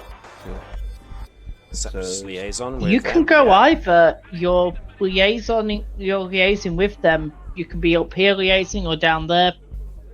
It's up to you. I mean, you've set it up so that you've got open communication between all the various security forces, operatives going on there, so that can be done down on planet as much as it can be done up here on ship. I'm assuming Right, we've got Bravo down there being head of security on site. More than likely. Do we want the Teak on site as well, or do we want the Teak in coordination and send Court down? Would that count as escalation, sending Claude down? We prefer to call it peacekeeping. It would make anybody who's thinking of causing trouble think again. So as your nuclear Without him deterrent. Without him doing anything. So, yeah, final word from, as long as everybody's willing to go on with this. Yeah, so do you send your primary tactical officer down as a deterrent, or would you keep him up here so we can press the button? I think he's more of a button press man. I'd like to have him down there. Yeah, He's our orbital strike if it comes down to it, he just steps out. yeah, we're just like... What's that? Emergency situations, send in Claude, and all of a sudden the roof just smashes open and Claude's like, hello. I mean, it'd be the equivalent of why we've got laws against rods from God. It will do the amount of kinetic energy he would gain from breaching the atmosphere would be enough to pretty much wipe out a city. But he might break a nail. Yeah, He doesn't have nails. He's Claude! Actually, you'll find he's got beautifully manicured hands. Like, All they're for taking a surprisingly file soft to them. for saying he's a rock man. It's like Okay. pristinely polished quartz. Andrews has been sculpting them all this time. Okay. Someone has to look after him. He doesn't look after himself. Okay, so we've got so far Chief Bravo down on site on planet. Who else do you want on planet? Who else wants to be on Ground planet? team, security team. I'll play ground team, Yeah. as it's diplomatic. So I have to have the diplomat hat on because I've drawn short straw. All You those could commanders force. said we can't stop the captain go down. You could actually force Fibers to go down, knowing that his previous host was actually involved in the Kittimeri Accords. The point, he's a diplomat. Well, was a diplomat once upon a time. Now Why he's are a you wheeler so dealer. good at it's like negotiating for contraband. I don't negotiate for contraband. You Oh, have no you- proof of that. You de-escalate the situations and they just give you a tip. They just appear. Yeah, that's definitely how that works. Stuff just magically appears on ship. Who knew? Right, so far we've got Andrews and Chief Bravo on site, unless Andrews is swapping out herself with Commander Vibers. Which would Fibers prefer? Would he rather be up on ship monitoring the situation, or would he be I'll down? go on site. I'll leave you with all the security situations and problems and talking to people. So Andrews is still going to have to be down in the conference hall area, but Vibers is going to be on site doing security somehow. Okay. Anybody else? I mean, the blood screening's going on, so is Doc Berman going to be down there too? I assume I'll be going down there, organising that, and just in case something does slip through and I need to try and run and stop the delegates from dying. Sorry, my internet broke up a bit then. I Yes, you didn't did. catch part of it, and I don't think you caught me. I basically said just stick me wherever is needed. Well, you know, it's up to Take you. your I mean, pick. this is it's a starship, but also it's which players want their characters to actively be involved in what's going on down on planet, compared to those who want to be up on ship coordinating stuff. So, if you would like your Doc, characters which down on nurse do you planet, want? I'm not sure how much use he could be, that's the thing. Nurse think Teeth they was would, yeah. basically being volunteered. So what was that, Sean? Nova would probably assign herself and stay with the delegate team she was assigned to. Cool. On ship or off ship? Off ship. Off ship. Okay, cool. Cool and the gang. I'm not sure if Chavis was on my side, but probably monitoring him a little bit more so because of the anxiety. So if Yeah, Nova's okay. off ship, do you want to mirror that then, Alex? Okay. Right. Can't move. I can't drag you. Trying to load back in. It seems to have done what Sunday Nights does. So I've got to wait for my to be kicked and to finally let me log back in.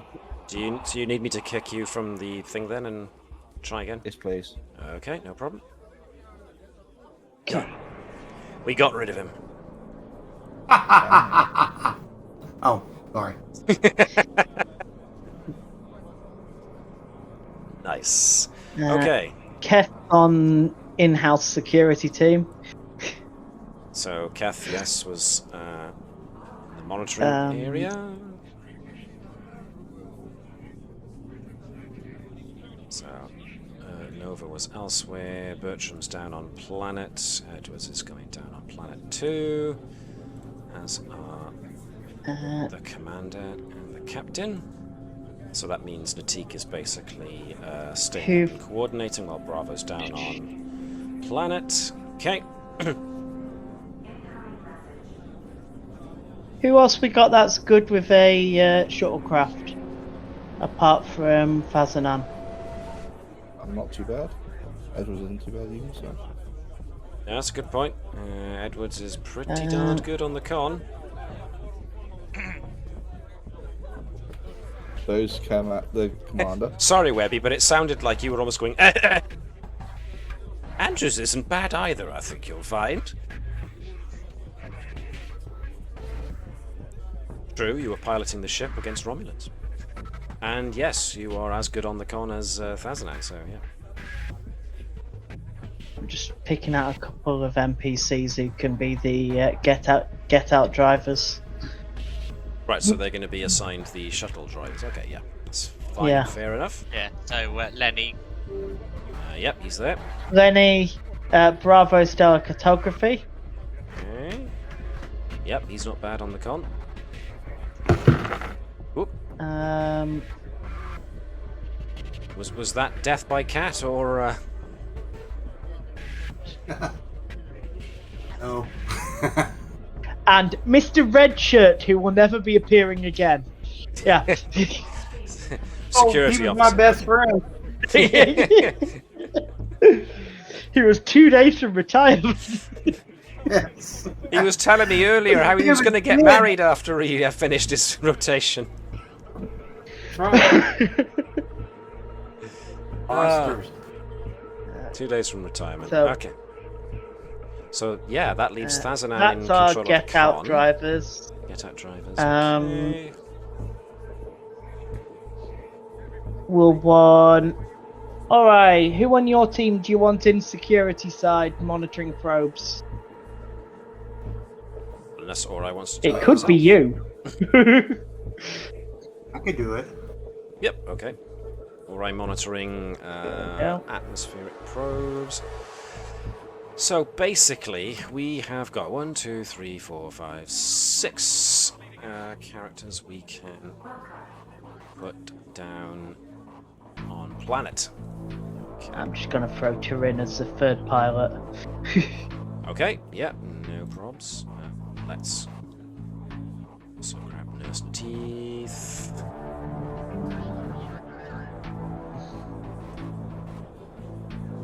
Okay, 1, 2, 3, 4, 5. How have I got so many? Missed something. So Andrews is staying up on in order to coordinate from that, from essentially the room next to the conference hall. Yes. Right, gotcha. Sorry, that's the bit I misunderstood. So let me take Andrews So away. those 4 are the security team. Yeah. So these guys are the coordinators, these guys are the standby pilots, these guys are actively on site. Okay. Nice, nice, nice, nice.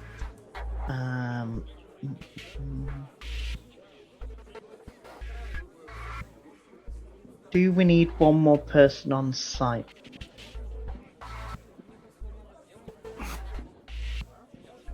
Well, whilst you're asking for anything else, Commander Bravo of Security does suggest transport inhibitors. Yes. And yeah, that sounds like a really good plan. In that case, can I get somebody to volunteer to set up these security measures then? The actual equipment itself. So, There we go. reason and science for whoever wants to set up the transport inhibitors and the sensors for the checkpoints, as well as the force field. Just an overall sense of how well it's put together. So I think that could very well be a combined effort kind of thing. Okay. Different folks. This sound like a Daniel's job? So We're bringing Stephen's Daniels job? in. Stephen's Well, we roles want too. someone to be our engineering contact down there for getting all this set up and running. That's a good point. And I that mean, means Edwards we've got one, but he's a liaison with them. So we've yeah, got good enough people there that if we're still on this next session, everyone's got someone they can control. point. Here's your cat. 3, 4, 5, 6, 7. Okay. Doop. Right. Okay. Everybody happy with these arrangements? Yep. Excellent. So happy. So,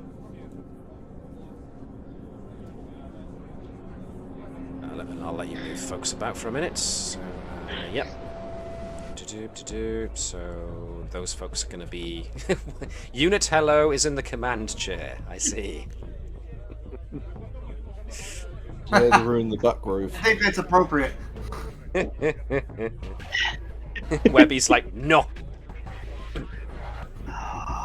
No. Gets to play with real weapons. Still won't let me jump back in. It's annoying. Navis is also blinking in, blinking out. It's just, I'm not on the list. I can jump in as Jan. That's it. So jump in as Really? Jan. It's fine. Yeah, it's. I don't. It might not just come back yet. It still thinks I'm in.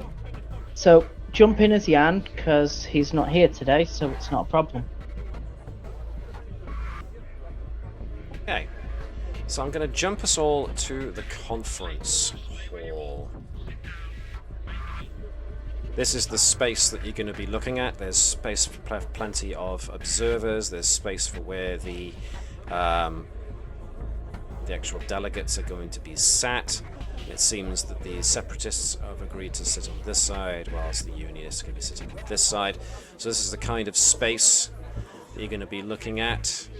The aides, such, will probably be sat in these back seats. So other staff and civilians who have been allowed in are probably going to be watching from the red seats, whereas the monitoring and the clerical related stuff is going to be going on from there. A wrestling ring. Well, I'm going to try my combat.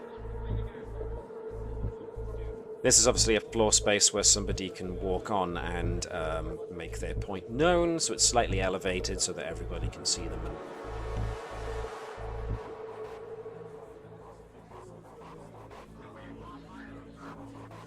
So that's the kind of space you're looking at. So, as your security procedures are all put in place, the place has been swept, it's come back with nothing suspicious, so that's when the security teams move in, set up the checkpoints on the various ingress and egress points. Folks are patrolling along the exterior, and the delegates are starting to slowly filter in through your security checkpoints. So things are starting to get moving. The time is very close to being now. Okay, get over here.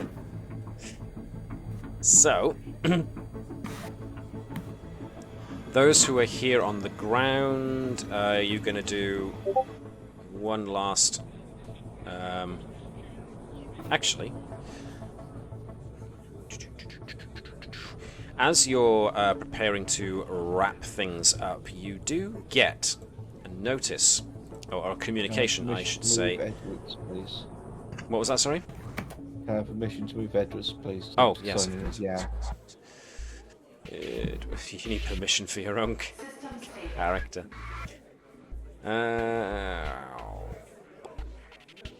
How about now? Yes. There we go. Thank you. Lovely. Okay.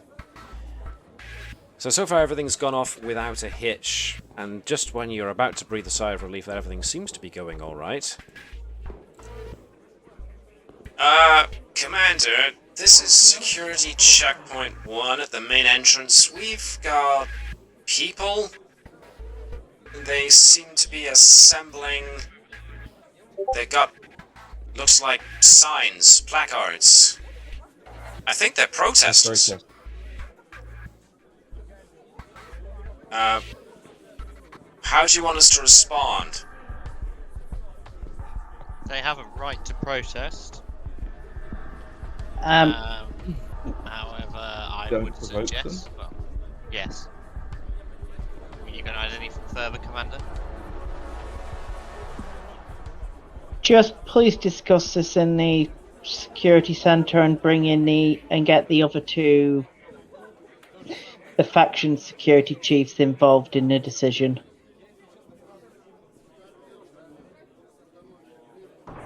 So you want us to... I mean, they're coming at us, so they're not strictly allowed inside the building. What do you want us to do?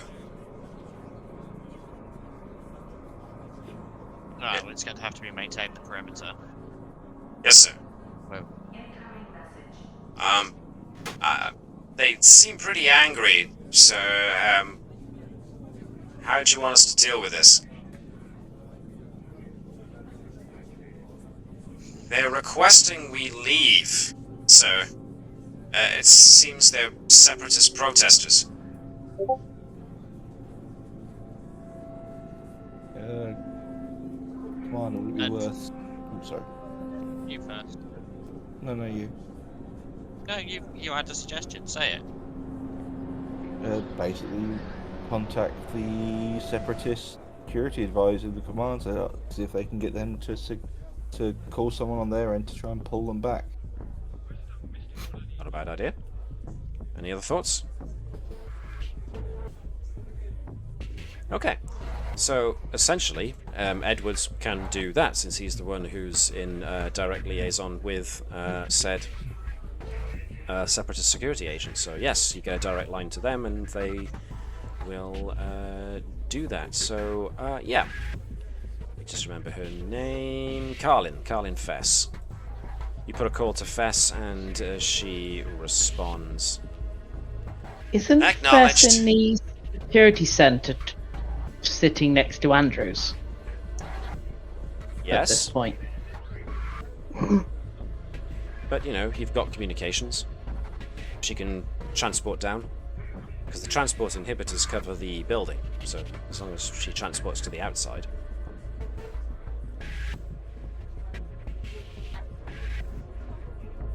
Okay. Okie dokie. Okie dokie doos. So, for the team on the ground, after that, there's a couple of minutes of, not exactly confusion, but folks are starting to move in. More and more delegates are arriving. Folks are starting to fill the stands. And it's time for one last check of the grounds before you basically excuse yourselves and take a side seat. So, as you are walking around, I am going to ask for Nova, and let's go with Bravo Chief of Security here to give me insight and command checks. Who hasn't rolled in a while? Gareth. So Alex rolled last. Mike rolled. Somebody else rolled. Oh, Sean. Nicely nice. Thank you, Dan. Gareth, you've been pretty quiet so far. Let's have you be Commander Bravo Security. Okie dokie. Just insight and command, if you could, please. Yeah. With his focus on Any- telepathy. Okay. One One success. success from each. Okay. As you are both no, I say both. As the group is patrolling the upper offices, where nobody should really be, because most of the action is going down on the Senate floor, both Betazoids get a sudden flash of intense anxiety. And Nova's felt this from the same source before. So, following that feeling, you find an office space where it appears that Avad Chivis is in. I'm out. Was that you're out, or is everything alright, Mike? My mouse disappeared. Go ahead, Oh, sorry. Mouse! Yeah, there he is. Oh, no. So, in one of the smaller offices, Avad Chivis looks like he's got something in his hand and he's put it up to his ear. At which point, as you approach the outside of the office, you can hear him say, "I understand. I'll signal you to transport the device when I've gotten through the transport inhibitors." He then looks up and sees you in the doorway. The Betazoids both get a very large spike of anxiety from him. And he's quietly slipping that communicator into his pocket. Oh, I'm sorry, I was just up here to make sure I had cleared this room out.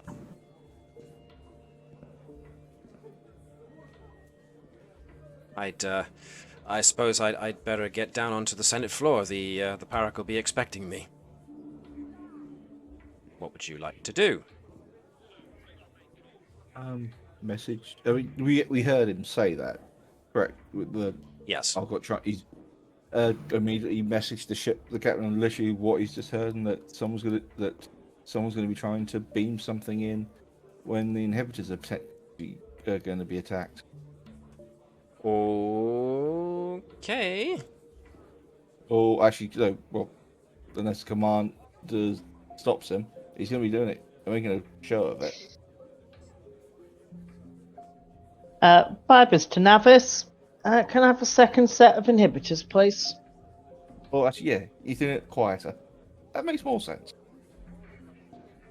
At which point, Chivas just kind of looks at you all, notices the way you're looking at him, and he just seems to. Then he just seems to panic and runs, jumps over a desk and goes behind it, and seems to be you can hear sounds of furious movement. Right, what would you like to do? Immediately follow him. Yep. The moon. You get to there.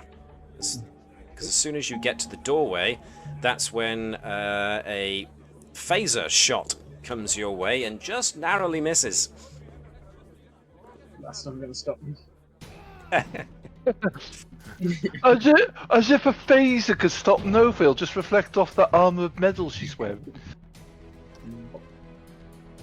Plus he's giving me a nice desk to leap over and kick him. Cool. Well, what I'll say is, whoops, it is. I got everybody selected. That would be fun. I will start you off from there, because that was at least the shot alone would have been enough to make you stop a little bit, just to signal the beginning of things. So, it sounds like Nova's going first. Go for it. Do what you're going to do. Yeah, just Standard leap over the desk and try and kick him into the wall. Okie dokes. That's He's a window that shuts behind him. It's like a TV screen. all in the Dropkick gang. from downtown. Just give me your daring and security check then, please. Alrighty.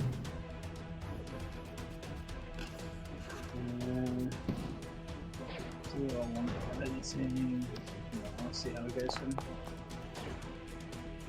One success. Okay, one success was enough to actually hit him, so give me an unarmed combat roll, please. Alright. You got 7 successes and 3 effects. Cool. So, he is propelled backwards and smashes into the wall. His phaser is dropped, but the communicator, or whatever it was he had in his hand, remains there, and it's actually flashing. At which point, even though he looks very unconscious from the fact that you basically propelled him into the wall at high velocity, especially with 7 successes and 3 effects, because that's all of his stress gone. So he's basically Should be more unconscious in relaxed one now. shot. What was that, Mike? He should be more relaxed now. Yes, he's very relaxed. He's gone limp. Once again, defeated, not dead. This really should emphasize that. But as Nova notices the communicator is beeping red, that's when your comm badges chirp and a voice from the ship. Now let's see who was left up there. Unit Hello. Interesting. So it's going to be Unit Hello's voice. Where did I put Unit Hello's voice? Ah.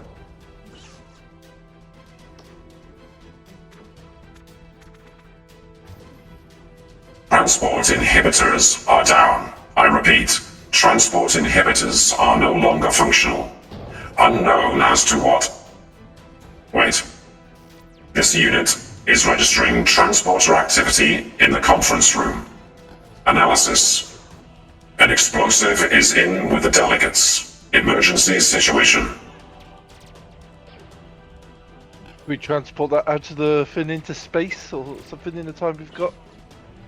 What's going to be a toughie? In which case, I am. Good job we going left to... Latude at transporter control. Yeah. Latude, do what you need to do. Okie dokie. So, let's Fine. see. You know what? This is an emergency situation. Give me 1 second. Giving you 1 second. Where are the actors? Latude, do what you need to do. Which one is it? Let me get back to the bridge, actually. That might be easier. Hang on. Badook. Commanding officer may spend a point of determination and grant any other character they can communicate with 1 point of determination. Cool. So Latude gets a free point of determination. Is it 5 or 6 I need to get it back? It's a it's an effect that you get it back on. Yeah. So you didn't get it, so I'm afraid you permanently, Yeah, I that's say fine, no permanently, problem. for the duration of this episode, lose that one. There we are, it's a chance nonetheless. Okay, so there's going to be an attempt to make a use of transporters.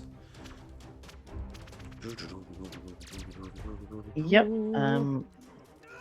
So what they're rolling for that? So if it's Latude doing this that you want to do, then it's basically going to be control and engineering with a focus on transporter operations. I am going to spend some threat to increase the difficulty to make it a 3. Okay.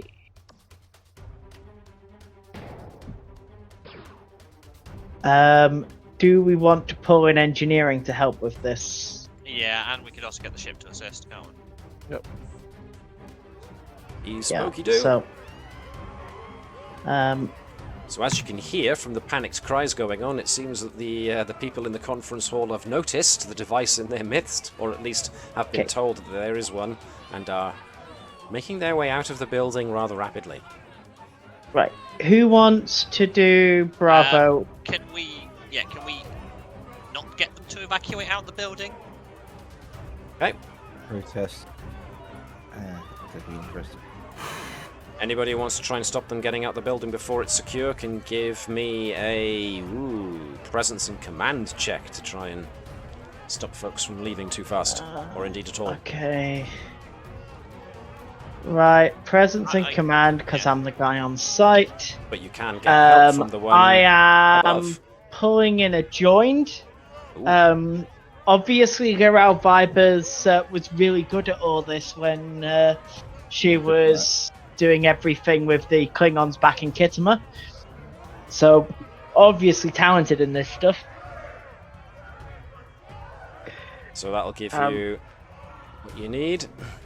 That gives me a focus. I'm also pulling in a 3 lifetimes of adventure. Okay. And can I pull in anyone? I don't think I can pull in a help for this one. You could. Yeah, you can pull the captain in to help coordinate from the ship. Yeah, go on then. Again, command, presence and command from both. Booyah! One from the cap. And pretty good for... Gee, Willikers. Put it all in there. Killing Jedi. It doesn't make sense. Doesn't? Right, we can hear your adverts. Yeah. It was very dramatic, though. I liked it. Yeah, we're It was going an ad that popped up in something I was trying to read. We're going to kill the Jedi. They deserve it. With our lasers. Alright, so, cool. So, you wanted to prevent people from getting out of the building, what, because you wanted to stop suspects getting away? Keep them calm, get them to another part of the building that's out of blast range and safe. Which you've already organised ahead of time, so yeah, cool. Yeah, they're gonna get killed by protesters or something else if they leave the building. It's not a safe spot for them. Okay. So on the transport side, you wanted to transport the bomb away, didn't you? we've got Latude and probably Bravo assisting, unless someone else is a good fit. If you think that they fit, I'm more than willing to entertain the notion. Depends on who wants to send whom. So who's rolling for who? Yeah, anybody with engineering expertise would be good on transporters. And is still on the ship, of course. We've got Stevens then. Oh no, Stevens came with you guys, didn't she? So that leaves Bravo Chief Engineer. Bravo. Look, Kesh. Yeah, Keshin's got 3. Where's Kev? Kev! Kev's an option. He's on the ship. He is on the ship. He's over there. So we could do Kev, Bravo, and Latude to pull a miracle. Yeah. And Latude has a determination. Well, I've already given him my determination on this. Right. Who's rolling for Latude then? Well, you had the idea, Davis. You may as well roll Latude. And I know, Webby... but all 3 of these people are ones I roll for. Okay, so can fine. someone else take the other 2? Mike, do you fancy being Latude, our transporter chief, or Klingon engineer Keth, or our communication officer? I'll be Latude.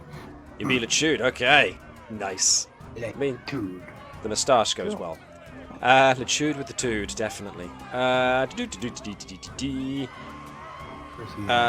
Alex, why don't you be engineer Keth? Okay then. Who does that leave? Have I missed anybody out? I'll do a. Well, I don't think. I'll do a Bravo.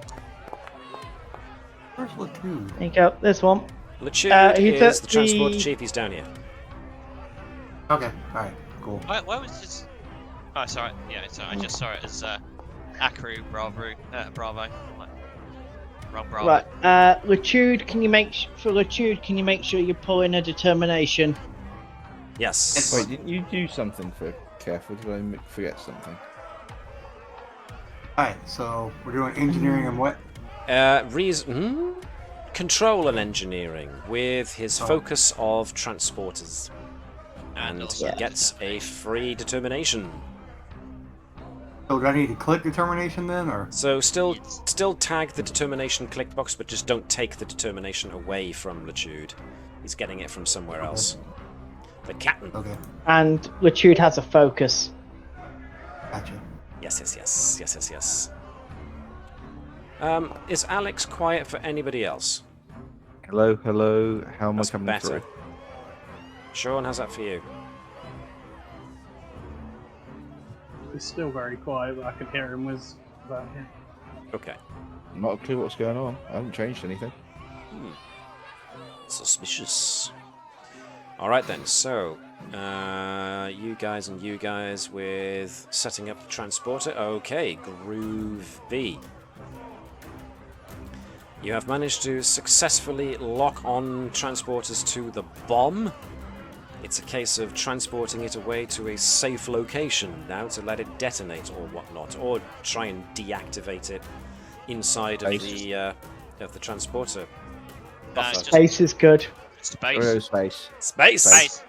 Right. Space. Sorry. Space. Gotta go to space. Is there a way to track the signal that sent it and you return to We've sender? still got the communicator. Yeah. It wasn't damaged when he was knocked down. That was going to be the thing I was going to say. Could Edwards grab it? The communicator the guy pulled. Sure, you can grab Yes. that. Does it toss it to Nova? Let her do her thing. Okay. Well, in that case, the crucial bit, which is getting rid of the threat to the lives of the folks attending the conference hall, has now been successfully dealt with. Well done. Nice. Turns out the bomb was underneath a conference table in the main conference hall, so it was disguised. But the fact that you guys already your security teams at the very least, went through the place already, should give you the impression that somebody put it there after you. Your characters had already swept the place. So, let's see.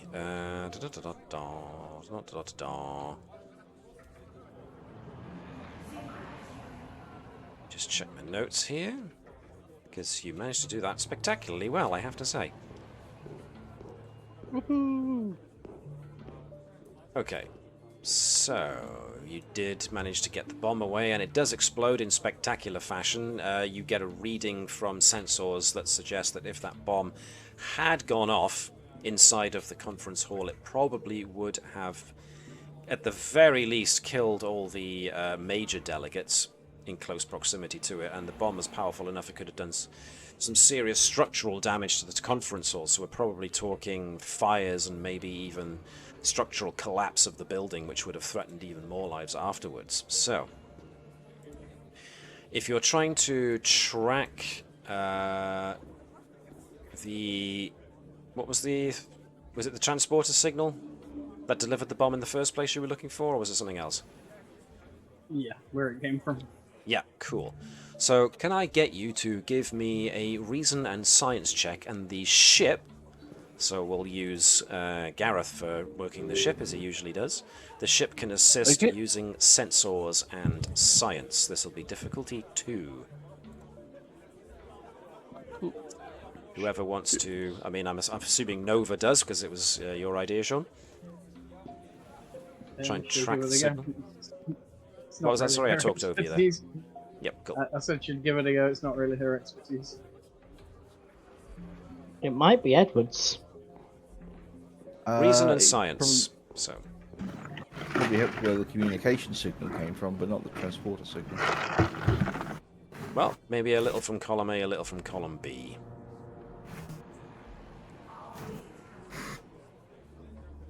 So anybody who wants to can give me the reason. Oh, there it is. Whoopee! 3 successes. Nice. Full momentum pool again. Right. The signal, sadly, was bounced through several relay stations before it reached the conference room. So that will make tracing it extremely difficult. but not impossible. It'll just take some time.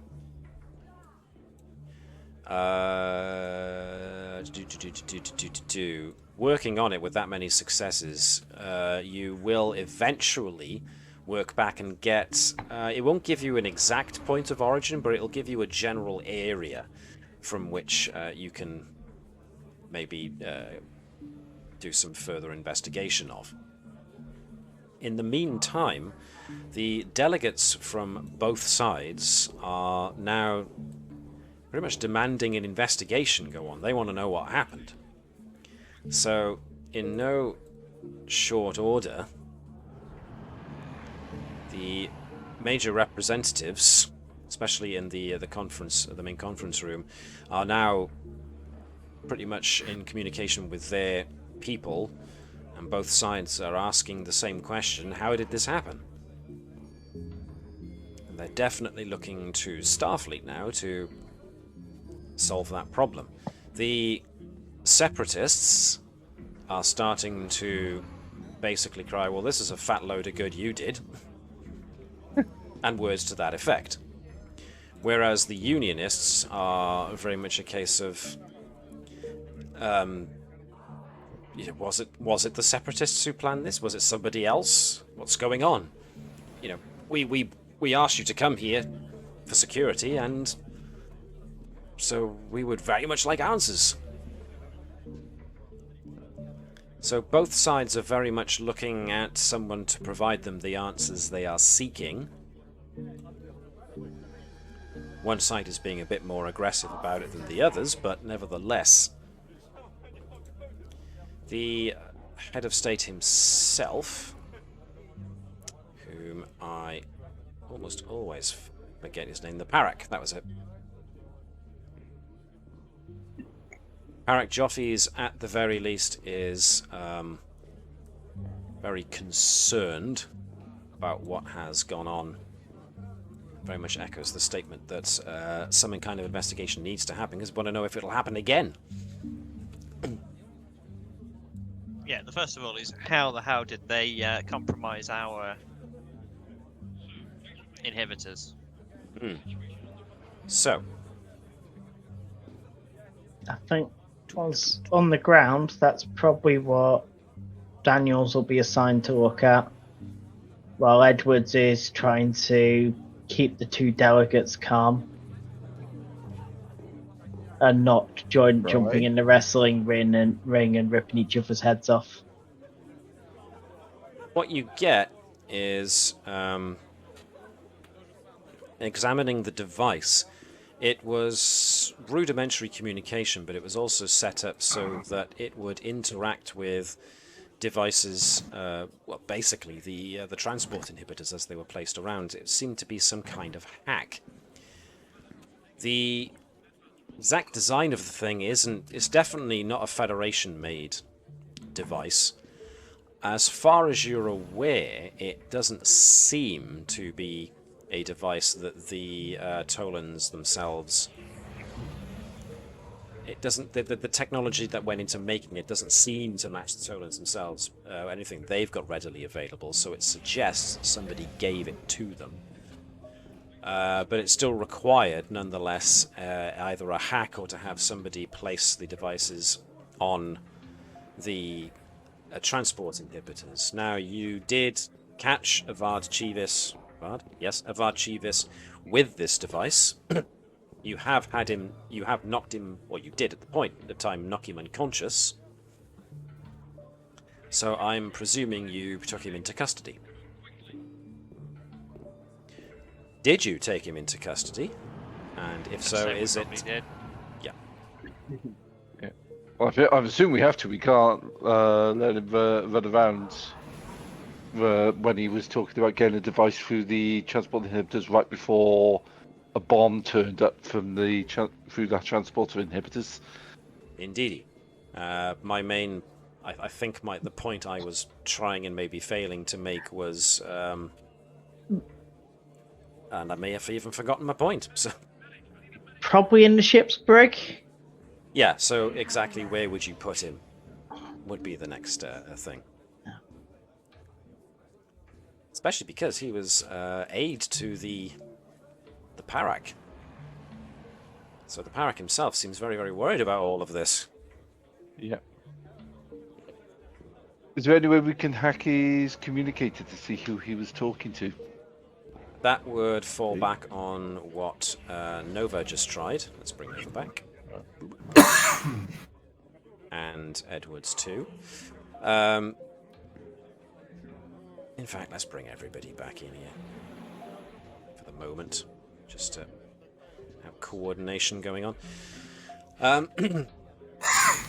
Like I said, Nova discovered the device, had a look at it, and it seemed to be a communicator, but also a device that would link into whatever device had been put in to turn off the transport inhibitors. Again, suggesting that somebody had the time to go up to each of the transport inhibitors, knowing exactly where they were, and install a device that would allow them to be turned off. This does sound like something that an aide to the Parak would be able to do, because you gave him the list of all the security procedures that were going to be put in place. That's a good point. Did he get blood screened before we came in here? That is a good point. Would everyone have been blood screened? Especially if they were on the staff working. I think we'd tried to do everyone, unless we were given a good reason. That was my impression, but I just wanted to make sure. Yeah. Yep. Okay. So, yes, blood screening would have happened, and he turns out to be who we indicated. He was. But, with that in mind, I am going to ask, since it's probably the doc who takes the sample. Yep. If I can just find... Here we are, of Archivus.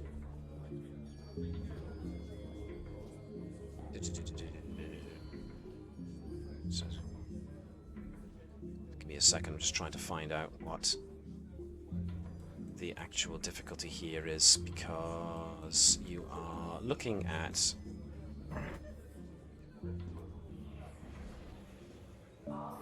Right.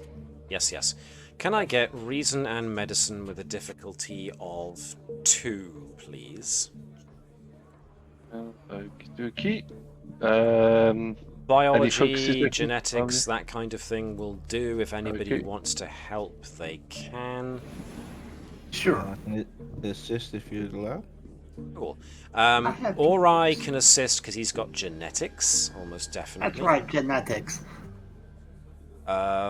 Nothing much from Edwards' standpoint, I'm afraid. So, what are we doing? So this can be reason and medicine, please. Alright. I'll invoke my Starcross to double my focus range. Okay. Nice. I will bring Avarchivas into this scene, just so you've got his token there. 1 from Ori, very good. 2 successes from Bertram, which means you get over and above what you needed, and just a basic... Just checking, is my focus range 4, normally? Your focus range should be 5, so that means everything up to 10, so you have actually got... So it should be 3 successes because of the Starcross? Yes. Because one of them was 8. Yay! So that's 3, 4, 5 in total are whacking. Great big thing. Okay, so when you check the DNA test to check for the use for blood screening, you do find something interesting. You find that he's actually suffering from something called hemorrhagic lymphoma. It's an aggressive cancer and is currently untreatable by Federation medical technology. Looking at the results, it looks like he's got only another month before the disease kills him. Okay. Well, feed that to the captain and to the first officer, that information. So imagine I'm checking this while they're talking to the various people trying to work out what's going on and keep control on the situation.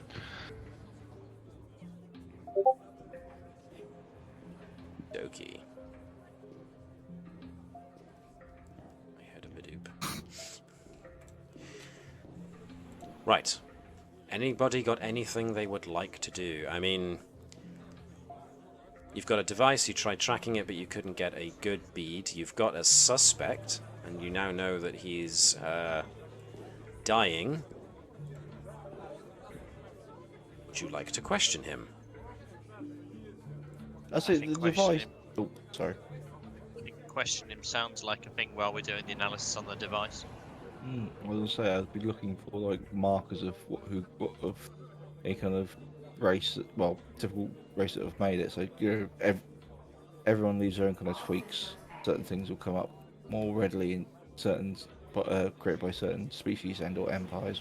Or Okay, if you want to do that, government, that that certainly thing. sounds like an engineering thing, which means Nova and Vibers can probably have a hand in helping with this if they wish. I mean, you know, Nova likes pulling things apart. So a reason and science would be a good start. And focusing on communications. Yeah, but technology is communications technology, and engineering in general. Sure. That kind of thing would be good. Anything that involves subspace or subspace communications would also be ideal. I mean, Nova's got tinkering and inner workings, so that works as well. Was that reason and engineering? Yes, please. Oof. Nova's like, communication? Come on, that's not interesting. Okay, it's a hodgepodge of bits and pieces, but it looks like, from your estimation, someone has cobbled together pieces that you would find in technology similar to a detonator. The kind of place you would find detonators wouldn't just be military applications, but also potentially mining operations, where you would have to, you know, use a controlled demolition blast to open up new mining veins, that kind of thing, whilst people are way out the way. So, rudimentary kind of communication tech like that seems to be involved in the parts making up this strange communicator. So potentially could have been made internally then rather than externally. So, Webby, did you say you were going to interrogate the prisoner? Okie dokie. In that case, hoopty-hoopty-hoo.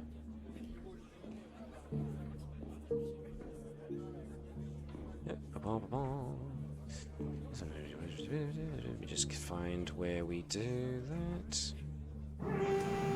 Nope. That's the sound of Ori warming up the torture devices. My printer just He's turned gonna on drown for him no in- reason. It turned on by itself. Oh my god, it's letting you know Yeah. it's still there. I'm alive! Yeah. Don't You haven't ignore done me. anything lately. Weird. Turning the I'm sure it's the Chinese hacking your device. Or the Russians. Good luck. turning the jacuzzi up to broil. Good luck, my prince is a piece of crap. No, my prince is actually quite good, I have to say. I'm just reassuring it, in case it listens to me. There, printer. Okay, so yeah, well, it depends on how does Andrews want to take this? Good cop, bad cop? Yeah. Hey, Kev. You want to be good cop? Yeah, very much a case of you want me to help you interrogate a suspect, Captain? Well, it's either that or Claw, so you know. Then I'm an engineer. I mean, if you want me, if you're going to order me to help you interrogate this Patak, then I will gladly throttle him until he gives up the information we need. You're good cop. What does that mean? You're the nice sweetie one. Oh I'm God! sorry, what? You want me to pretend to be nice? I will try that, then, Captain. But he's now looking at Andrews with a, what in the hell kind of look.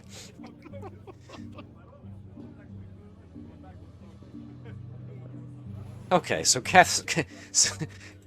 just as you get to the door, Keth goes, so I'm not looking mean, I'm trying to look nice. That's Yes. correct.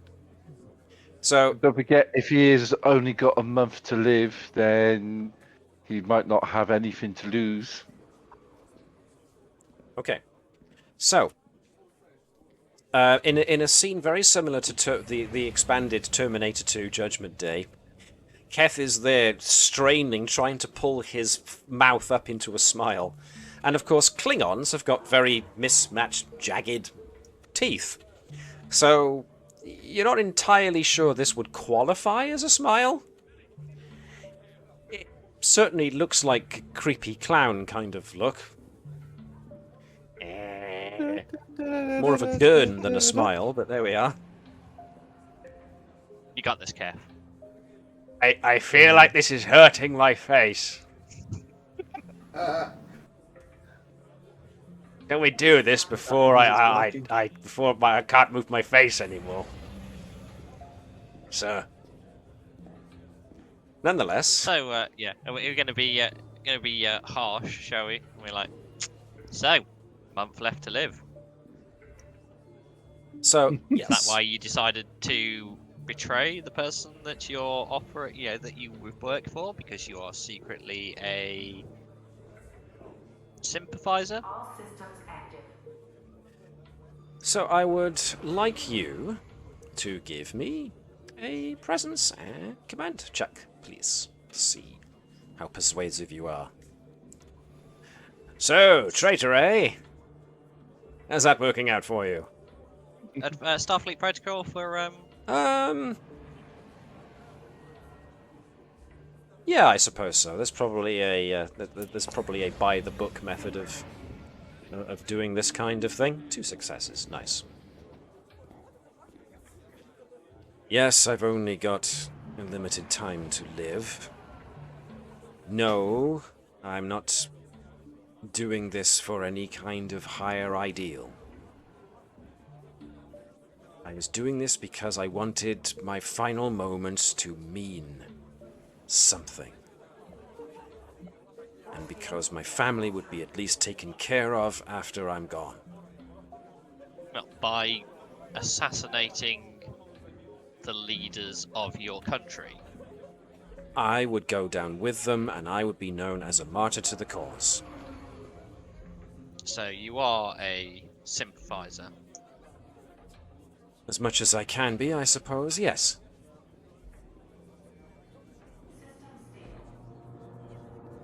Then you could have been much more worthy of actually helping to persuade your people to leave the Federation, rather than trying to become a martyr in doing so. You've met my people. They're stubborn, set in their ways. This conference wouldn't have amounted to And anything. It killing would just... people will have erupted into civil war, at which point thousands, possibly even millions, would die. But at least my family you would be would be taken blamed. care of. Would they? What happens if the opposite side wins? Surely your family would be held responsible for your actions. He told me... At which point he clams up really quick. Go on. He looks at Keth, who's just still there gurning like a grinning maniac. Remember, I'm good cop. He's bad cop. You reversed it. He swallows and just seems to consider his options.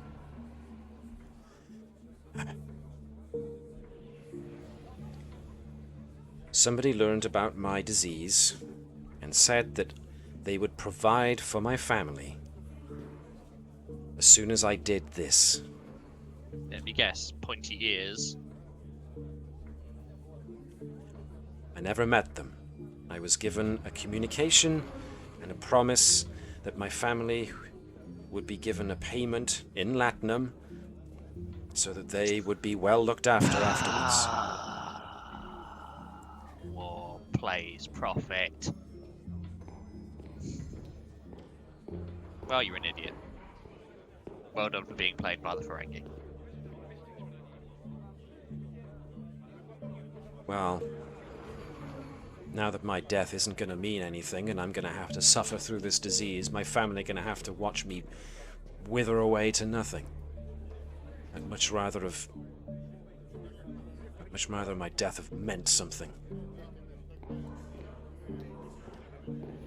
Just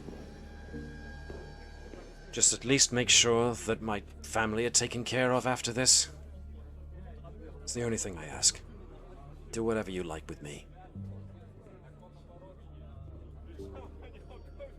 He seems reticent to give up any more, but you seem to have reached a pretty good conclusion. So what would you like to do now? It is at this point that both the security representatives of both sides are coming at you guys. Have arrived more or less at the same time. I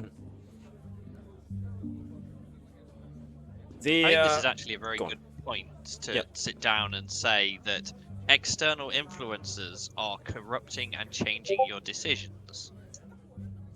You need to sort this out as adults and learn to compromise, or your entire planet will potentially erupt into civil war.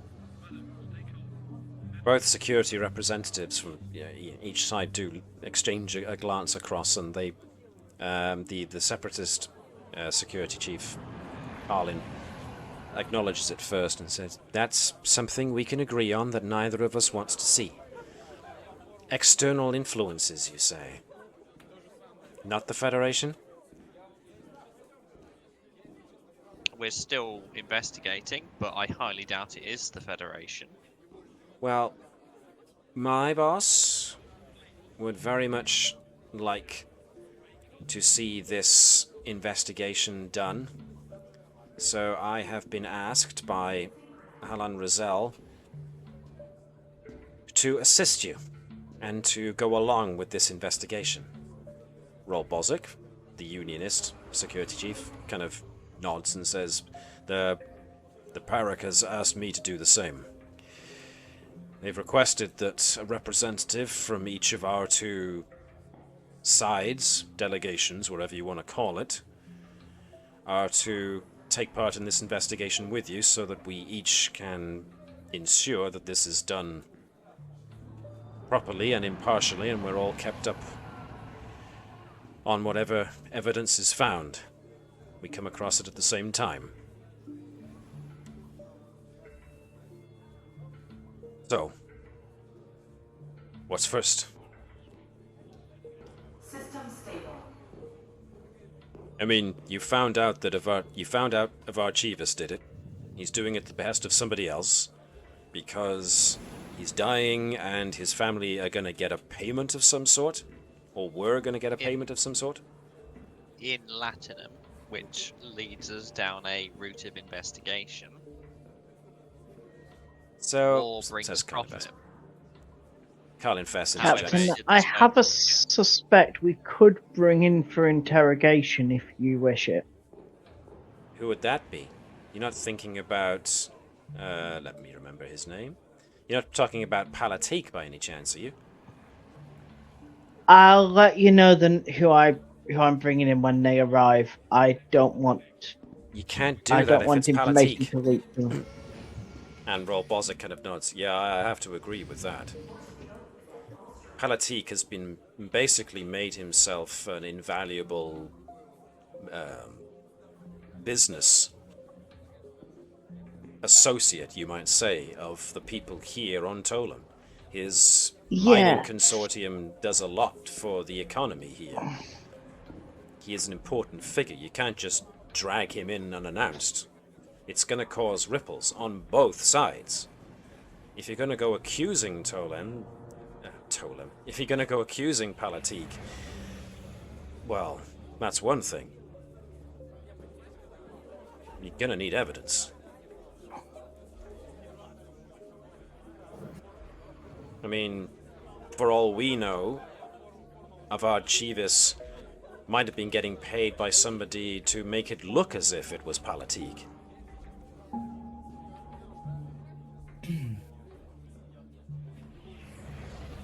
This is why I said it's substitution at the moment. We need to investigate further. Well, good. On that we agree.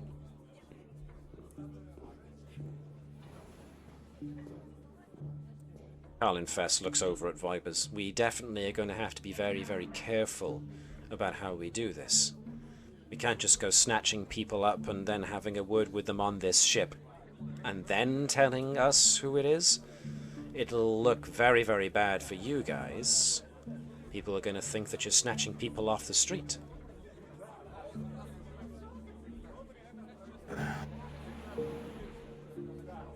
Look, my people and I are more than willing to help. We want to see who's behind this as much as anybody else. So, we work together. Roll Bozic is getting... The empaths are getting waves of distrust, but Roll Bozic does nod and say, yeah, I agree, we do have to work together on this. The evidence we have at this point in time is related to the construction of the device. As you can see, gets a projection of the device from the transporter records. Throws it up for everyone to see. This is not a Federation nor Talon construction. This is actually... It seems more generic. It feels more third-party or mercenary type device. The sort of thing that you'd buy if you're trying to be untraceable.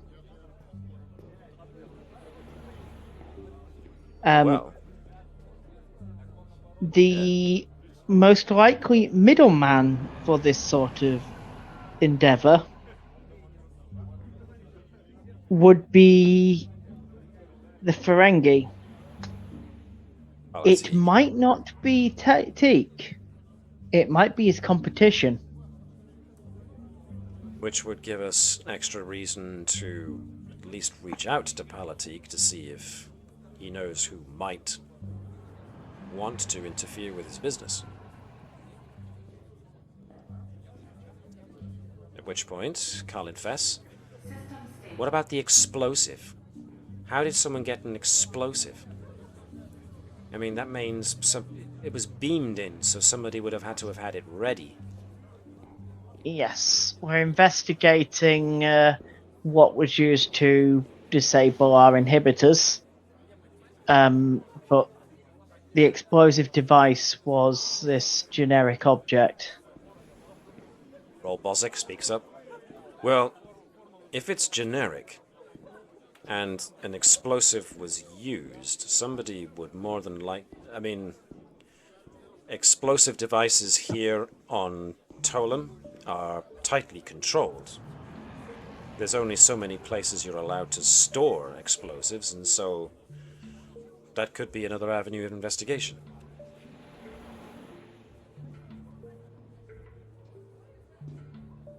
In any case, unless anybody has anything else to add, particularly?